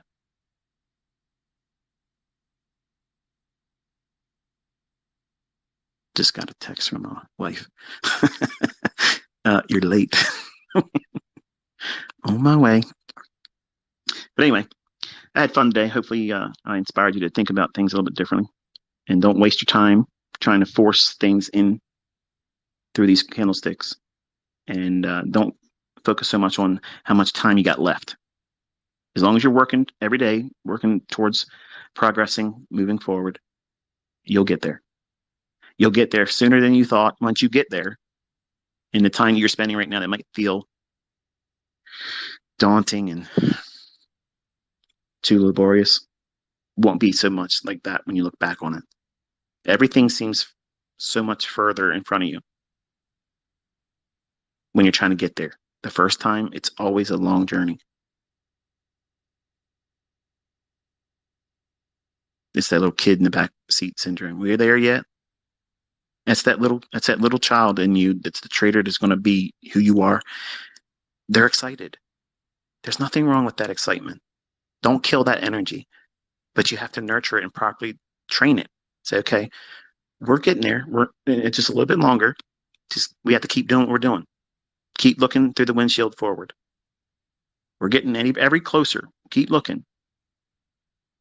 Tell me when we get to the Burger King sign. Tell me when you distract them. Small little incremental progressive milestones. And it takes their attention away from the grander scheme. And that's all I've done with Cameron. I've taken his attention from feeling like he can't get to that 20, 30 handle run model right now because he can't see. How do you know? How do you know? How do you know? Time, experience, doing it. So you want me to be able to tell you something, and it's just like a secret recipe. And it's the fact that you have to roll your sleeves up and submit yourself to this process all the time. And eventually, at what time, at what stage in your development, you're going to have that epiphany where it clicks for you like, oh, shit. Oh, I've been complicating this the whole time. If I just would have just did this and not worry about all this other stuff, I would have been able to be here in a place of contentment a lot sooner. And imagine the peace of mind that brings when you don't have to do more than what's comfortable for you. And who gives a fuck what anybody else thinks about it? You're paying your bills. You're meeting your ends. You're content. You don't have any fear of missing any moves. You don't have any fucking greed. Your model says, I'm making $1,000. When I make it, I stop for the day. Who's going to complain about that? You're probably not making $1,000 in 3 months trading right now. Start small. Stop filled. Build on it. I covered a lot of things in this discussion today. For the people that's been with me for a while, they have had a lot of really impactful things to consider and how to think about what it is that they've done or what they're doing and how you can strip down price. Go right to the core essence of what it's likely to do right now. You don't need these high-end models. I gave 12 of them in paid mentorship. I did that because I had people in there selling my videos, selling my courses, selling access to my forum, which I don't have anymore. Those models make money. But I knew that I could use those platforms on later teachings to those same paid students, and I could teach them a way where I can take them and plug and play, which is what I promised. Once you understand the logic and the language, then I'll teach you very shorthandedly to go in and do this, and you can have a model. And I did it publicly with the 2022 model. I've done it with the Silver Bullet.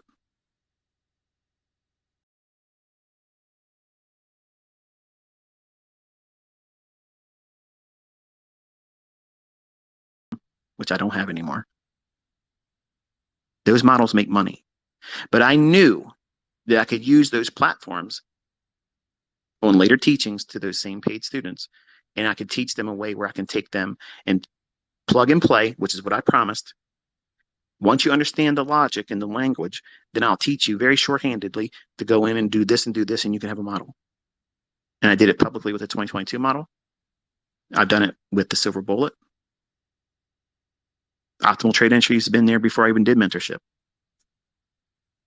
And the paid students that have done the work, they can see now how it's very simple to do these things. And they themselves are the ones that complicated it. I could sit out here every single Saturday and outline a new model, and every single one of them are independent of one another.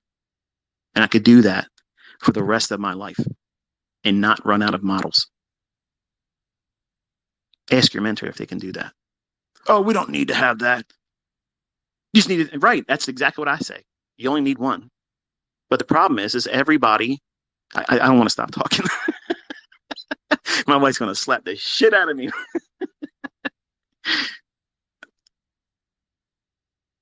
I don't want you to feel like you have to be pressed into a mold. And I'm trying to do my best because I would want this in a mentor. Like I would want this. I would want my mentor sharing with me, knowing that he's going to have physical harm from his wife later on because he's kept her waiting. She already knew when I told her I was going to be an hour. She's like, uh-huh. You sure? I told her, I said, here, look, I got the timer set. So she's, where's the snooze button when I... Yeah, whatever. But anyway, I do have to get off here. But I had fun today talking with y'all. Hopefully I've inspired you. Hopefully I got your gears turning on how you can kind of settle yourself down, look towards... I've done it with the Silver Bullet. Optimal trade entries has been there before I even did mentorship. And the paid students that have done the work, they can see now how it's very simple to do these things. And they themselves are the ones that complicated it. I could sit out here every single Saturday and outline a new model, and every single one of them are independent of one another. And I could do that for the rest of my life and not run out of models. Ask your mentor if they can do that. Oh, we don't need to have that. You just need it. Right. That's exactly what I say. You only need one. But the problem is everybody, I don't want to stop talking. My wife's going to slap the shit out of me.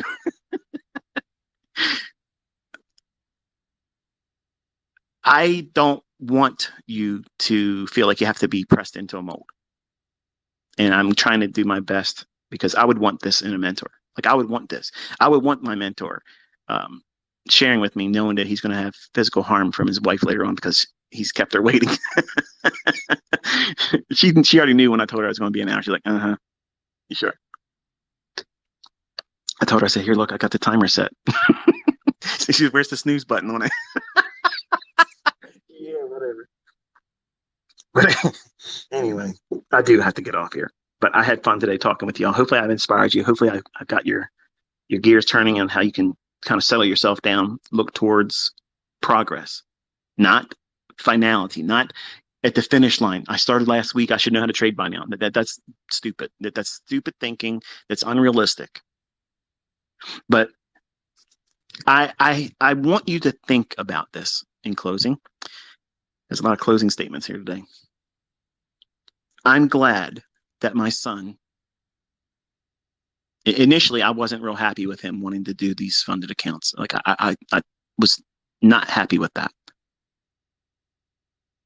But today, waking up, I'm glad that he did it because he's showing through a third party audited setting where it's not something that he can lie about. It's not something I can lie about. It's not something that it can be photoshopped. It's not somebody else's account.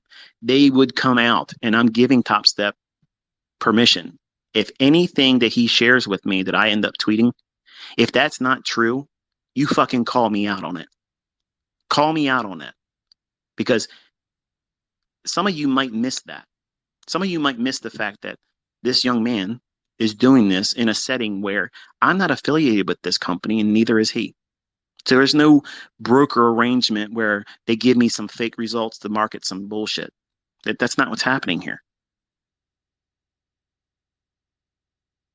This boy is doing something using what you're learning. The only thing I did was take some pieces and say, do this, do this, do this. Did I teach him something new? No. You need to know where the market's going to draw to, liquidity. You need to wait for some kind of manipulation to stop run.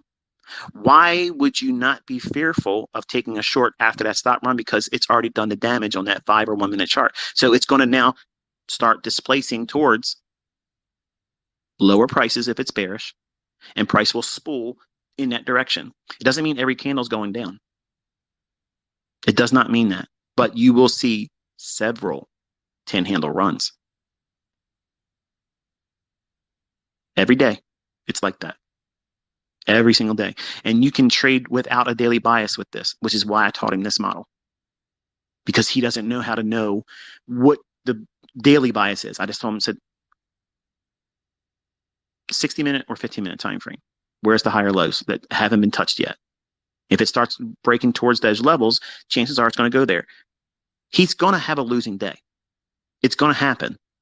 I hope it's this week sometime. I want him to have that, and I want to hear what he's thinking, and I want to allow him to tell me what he feels. And I will record our conversation the other side where you can hear it. I want him to articulate what he's feeling in contrast to what he's been feeling right now, because he feels like he's walking on clouds right now. But that first loss, that real monetary withdrawal from progress moving forward, and you got to go one step backwards. That's the beginning of a blown account. That's the beginning of the end of your trading career if you let it. That one single loss. It all starts there. That one little seed. That one little seed that grows to a garden of weeds when you were aiming for roses.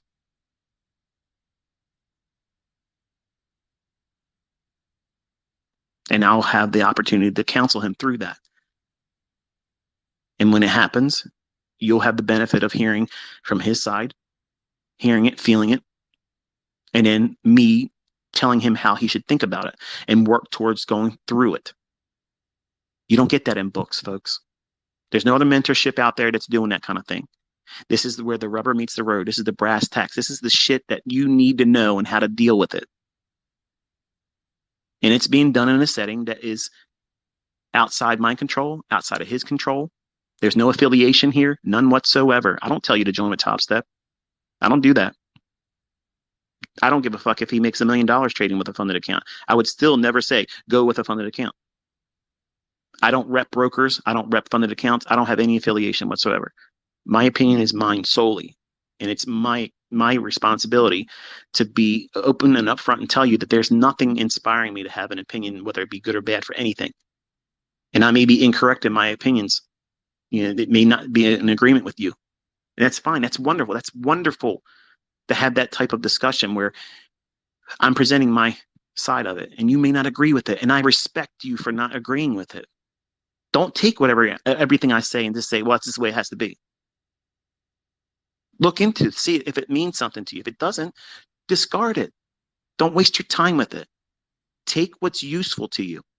Even if it's something that's outside what I teach, if it helps you, God bless you with it. I want to see you succeed. If you can get successful in something that I've not taught, like say you try to do this and you can't do it with what I'm teaching, and I don't do well enough as a mentor for you, and you go and you do something else, I would love to know what you did. I want to see you succeed. I don't give a fuck if somebody else is making money off of you and you found success. If that's what it took for you to find success, that's awesome.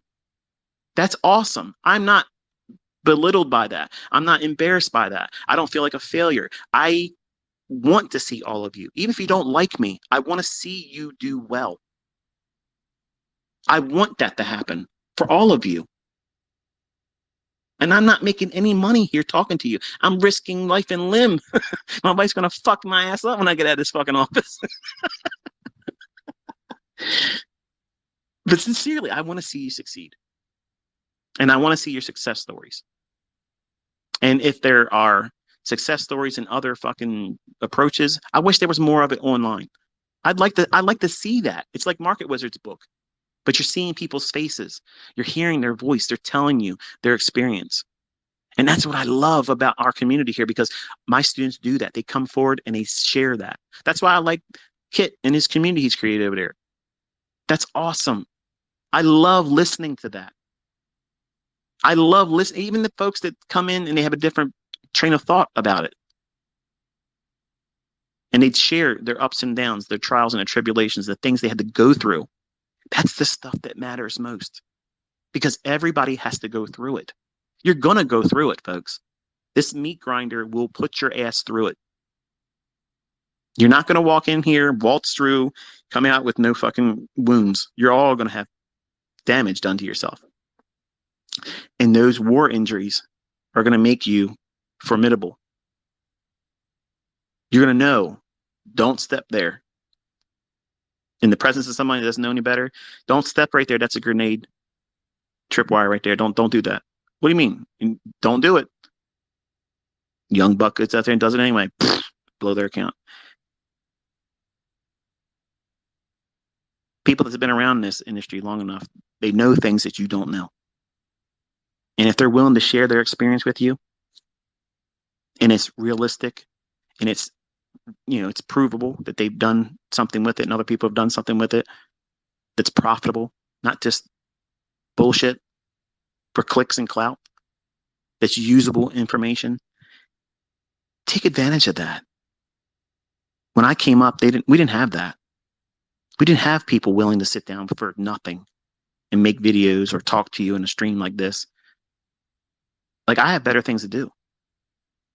Like, I have things to do and people to do it with, and my wife. And you might be thinking, I love this more than I love my wife. No, it's just I'm obsessive.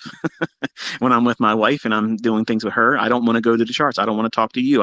It's whatever I'm doing at the moment. That's where all my attention is. I'm 100% in that moment, that very thing. And you want that in a mentor. You want that in someone that's teaching you where they don't run out of energy. They don't tire. Because if this stuff didn't work, it would be real hard for me to have the energy level I have. Think about it. You ever think about that? Think about that. If somebody didn't have success and didn't have the ability to be able to transfer that information and wasn't constantly inspired by the energy that's getting brought back to me by my students, I could not have this level of output. Nobody could. You can't keep running on empty. Okay? Fumes ain't going to carry this machine. We're running on rocket fuel here, and it doesn't run out. It just keeps never running out. Like Elijah told the widower and her son, make me a cake. Oh, well, we only have enough oil here for me and my son. We were going to eat it and die. Make a cake for me. What does that mean? He laid out a process. His experience, he knows that the Lord's going to provide. You provide to me. Don't worry about anything else. He didn't say, don't do this or do this and don't worry about that. He just said, do this. He laid before her a process. So she made him a cake and her oil didn't run out. I'm teaching you how your oil won't run out. I want you to have a very good weekend. Relax, try to do some studying. Don't do too much. Pace yourself. And I will be back, Lord willing, on Monday on Twitter to share more insights with you. Till I'll talk to you then. Be safe.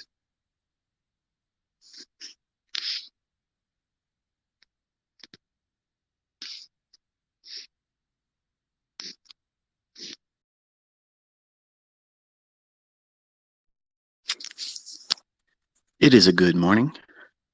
Delayed.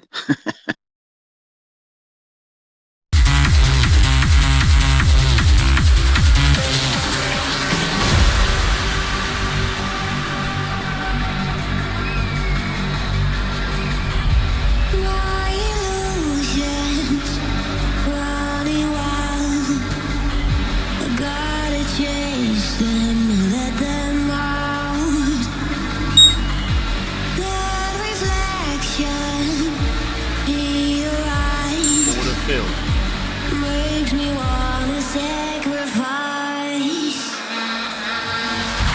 Under a war zone, I know my heart's open. More than this fantasy. Under a war zone, I know my heart's open. More than this fantasy.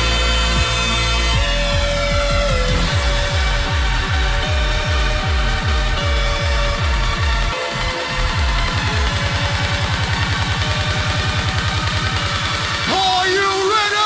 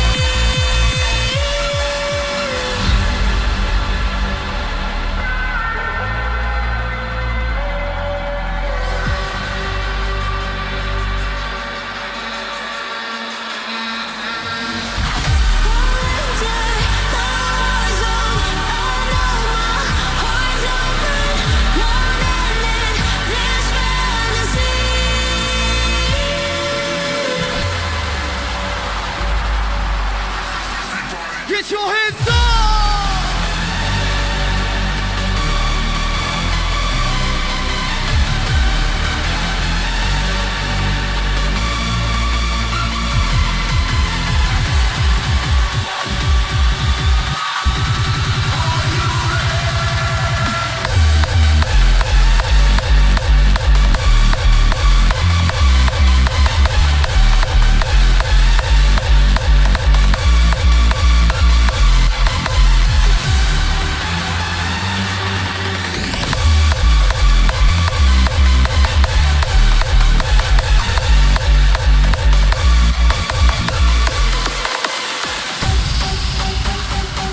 Oh shit. It's happening. We need you on this one. No matter who you are. Where are my ladies at? Where are the ladies at? Where are my boys at? Let's do this. This is our church. Let's go!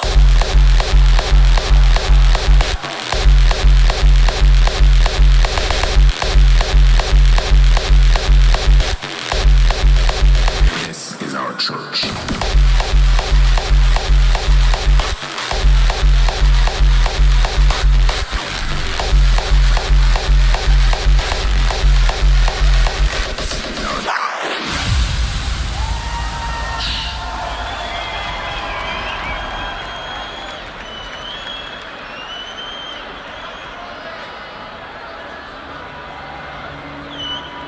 Time to pray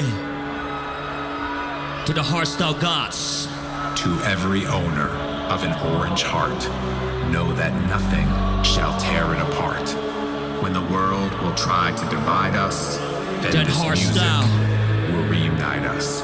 May the heavens be praised with our sound as we gather on holy ground. where the doors are open wide. As long as we are for the together, ones we will that see have the seen lights. light. DEFCON! This is our church.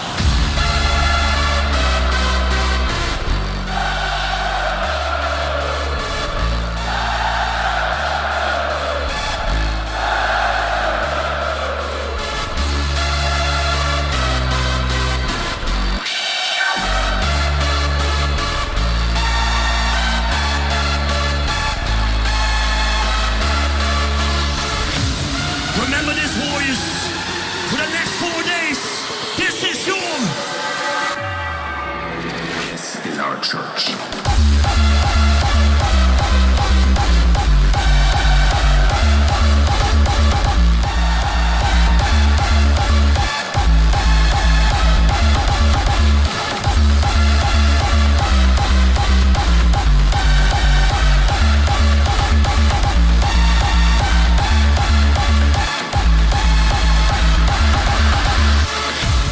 Midnight wanderers, you are no longer alone. You have found a home. Let Let that light shine. Remember that, right? From now on, for 4 days long, I want you to turn off your mind. Turn on the mind. And turn on the madness. That's the only thing you gotta do.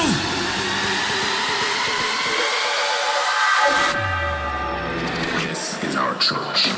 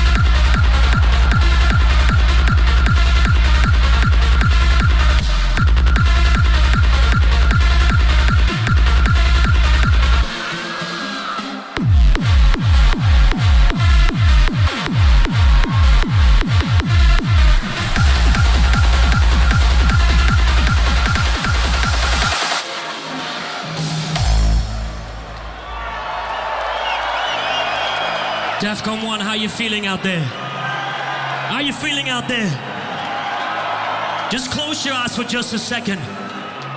We are in paradise right now.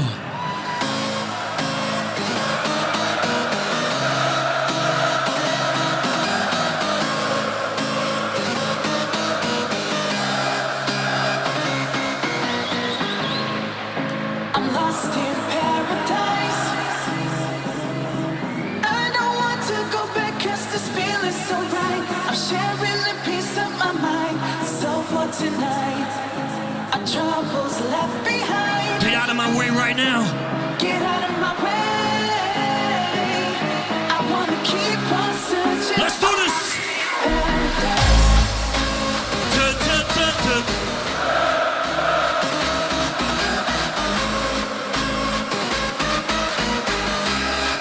Little louder.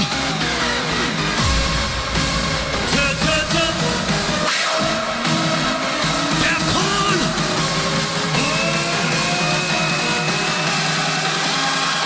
Come on.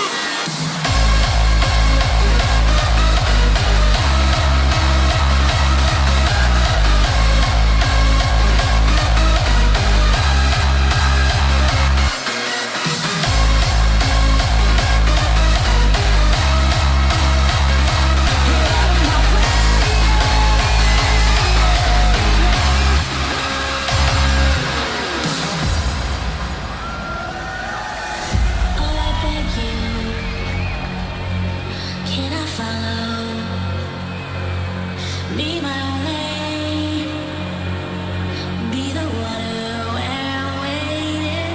You're my river running high. Brand new music right here, right now. DEFCON 1! I'll follow you, deep sea, baby. I'll follow you. I'll follow you, dark blue honey. I'll follow you, deep sea, baby. I'll follow you. I'll follow you, dark blue honey. I'll follow you.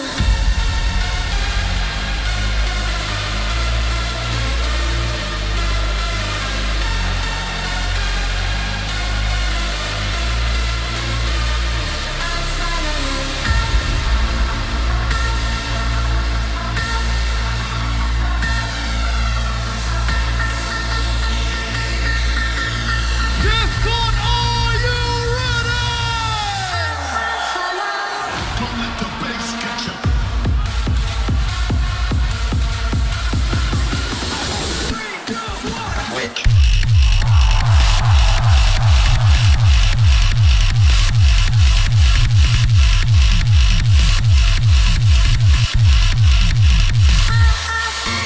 Everybody fucking wet.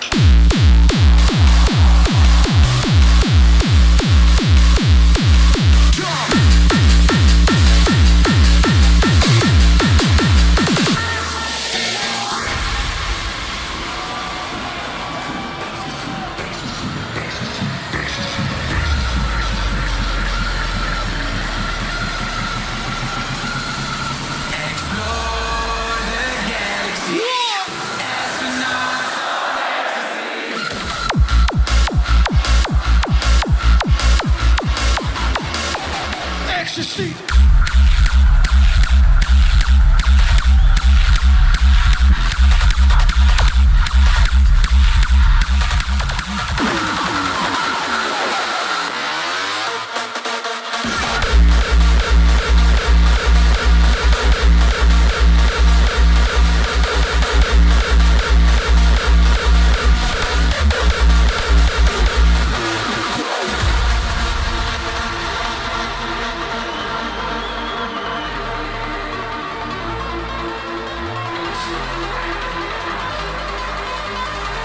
I was born to be an astronaut, flying high into space. I don't have a spaceship, but we found a better way. Always on the weekends, I book my trip to Mars. United with my bodies, we ignite like shooting stars.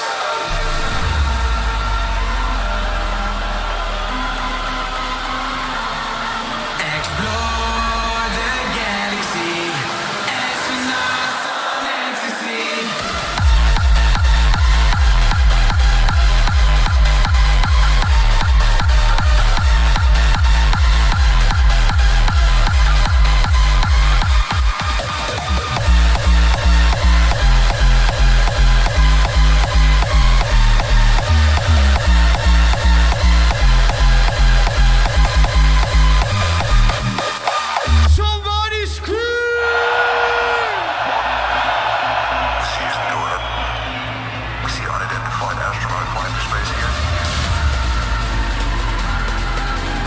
Holy shit, this guy's going way too fast. Explore the galaxy, astronauts on ecstasy.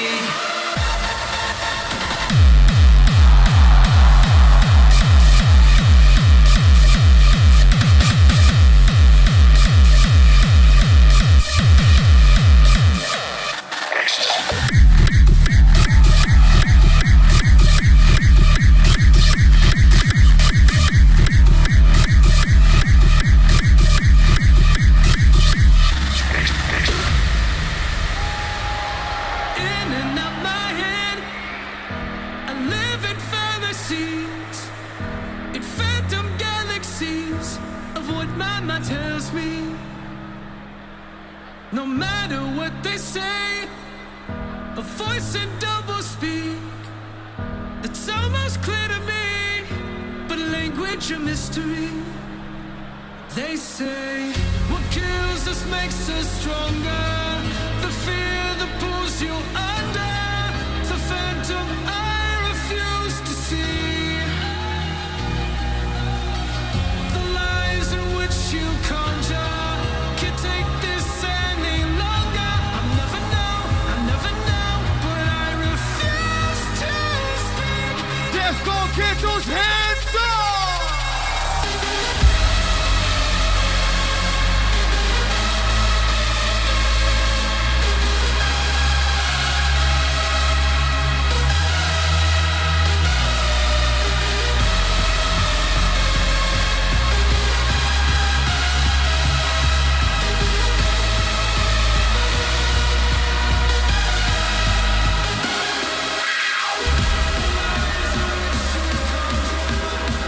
Brand new music for you, Disco War!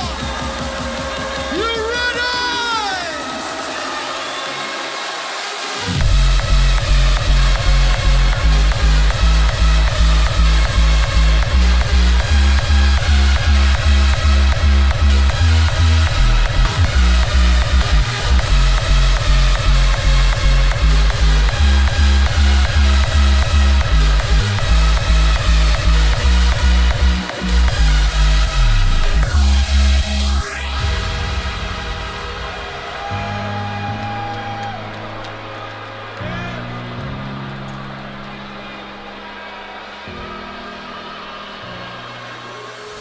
What kills us makes us stronger.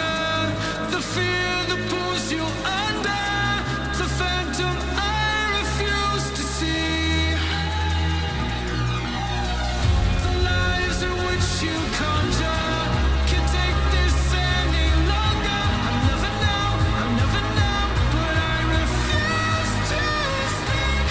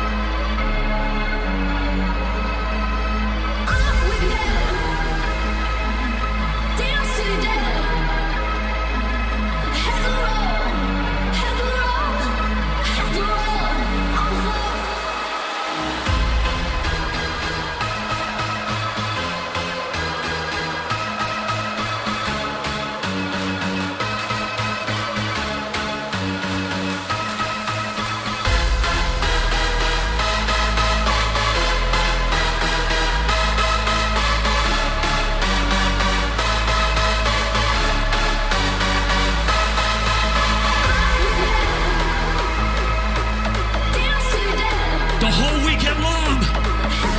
As we roll, as we roll.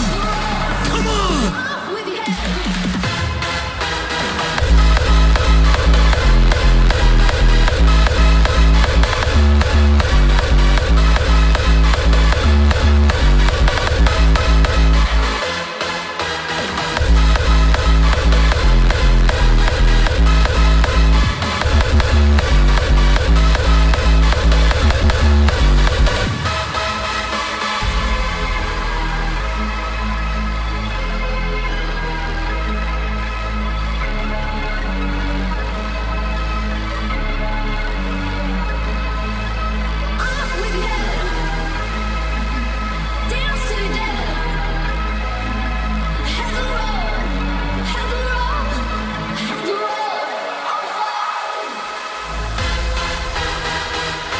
Once again, this is what you have been training for the whole fucking year. Actually, this is what you have been waiting for the whole fucking year. Look around you. Remember this. You are surrounded with friends and family and nothing but family. Let's do this together the whole fucking weekend long. Death Con! Let's go!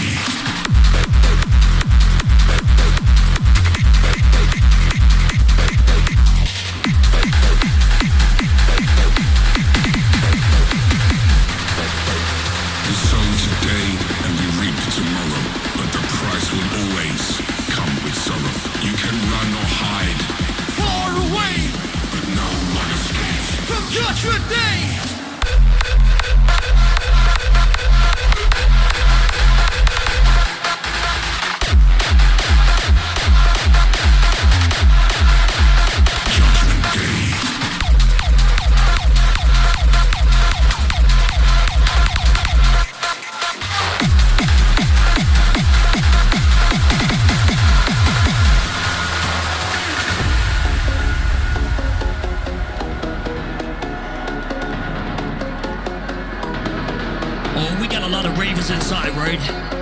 Keep on raving. This is like a rave culture. Yes, it is.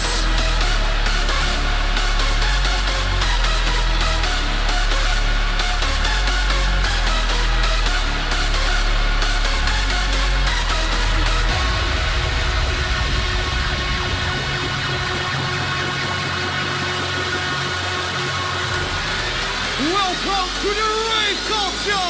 Welcome to the rave culture.